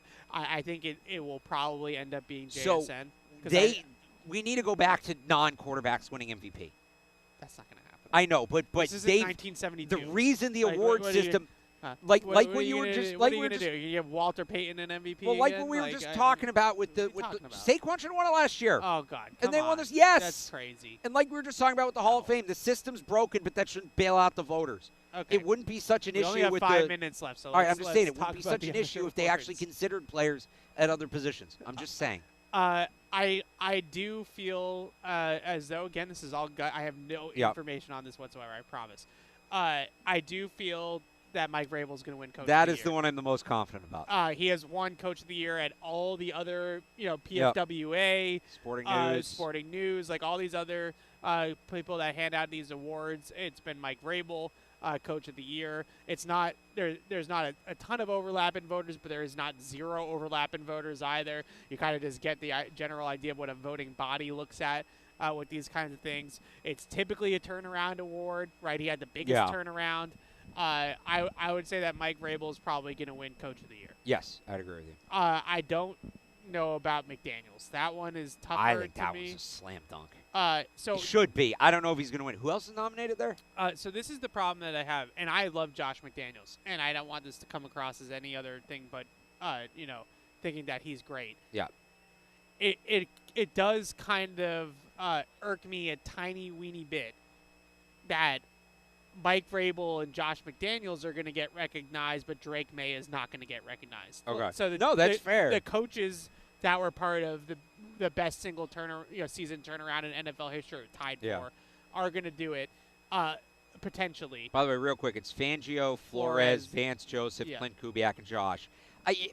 If they gave it to Flores, I shouldn't have said it's a slam dunk. If they give it to Flores, I'd be good with that. Those are your offensive and defensive. Whichever way they go, they go. So that's just my 2 cents. It doesn't mean that I would think any less of anybody, but I just feel like no, it's weird. It's downplaying Drake. The player deserves credit. Well, no, essentially what the voters are saying is Drake May's a product of the Patriots system. Which is if crazy. That's the vote, which is crazy. But he did develop like crazy, and you got to give the coach some credit for that. Okay, 100%. Yep. So comeback player of the year. That's going to go to McCaffrey. Yeah, that's probably not going to be. I would love for the NFL to add a most improved player like the NBA has. Yeah. And Drake would win that. Yeah. If they had that. And I think he won it, right, with PFWA because they do that. They should add a most improved player. Okay. They should also add a collective offensive line award. Yes, they have the Protector of the Year. Right, but give us like the Pro Joe Moore award. I actually think the Protector of the Year award, you might get your wish, and it might be Joe Thuney. Lifetime Achievement Award, first one, hell yeah. Starting to trend in that direction. I'll go high five Greg. It's either going to be him or Penei Sewell. It's going to be one of the two. I don't want that to become a tackle award, so I'd love it if a guard wins it first off. I think Ted McMillan's going to win Rookie of the Year. I think so too. He is very, very good. Yeah. It's deserving. Travion Henderson. In a good year, but he's good year in like peak games, right? Tampa, Giants, Buffalo, like really driving up the like yards per carry. McMillan was a lot more consistent. Yeah, he was better for the course of the season. So that'll be tomorrow night, NFL Honors. Patriots Unfiltered will be back at from 1 to 5 Eastern, 2 to 10 to 2 Pacific. I'm trying to do the conversion. I'm not on head. East Coast time or West Coast time. I'm getting up like I'm on East Coast time. That doesn't surprise me. So we left some callers on hold. I apologize. But you guys can hit us up tomorrow. We have 8 more hours of programming here on Patriots.com. So you have plenty of other time to call in. I hope that we got you guys ready for the game. That was our goal on this podcast, was to be really Seahawks Patriots heavy, because I know you're going to get a whole lot of nonsense in a lot of other places this week that has nothing to do with the Super Bowl. I want to thank our guests, Benjamin Solak, Shawn Syed. They were great. I knew Ben would kill. That was a lot of fun. I mean, I could have talked to him for another hour, but I didn't want to take up too much of his time. Alex and I will be back next week. We'll be home back in Foxborough next Wednesday, back to our normal time.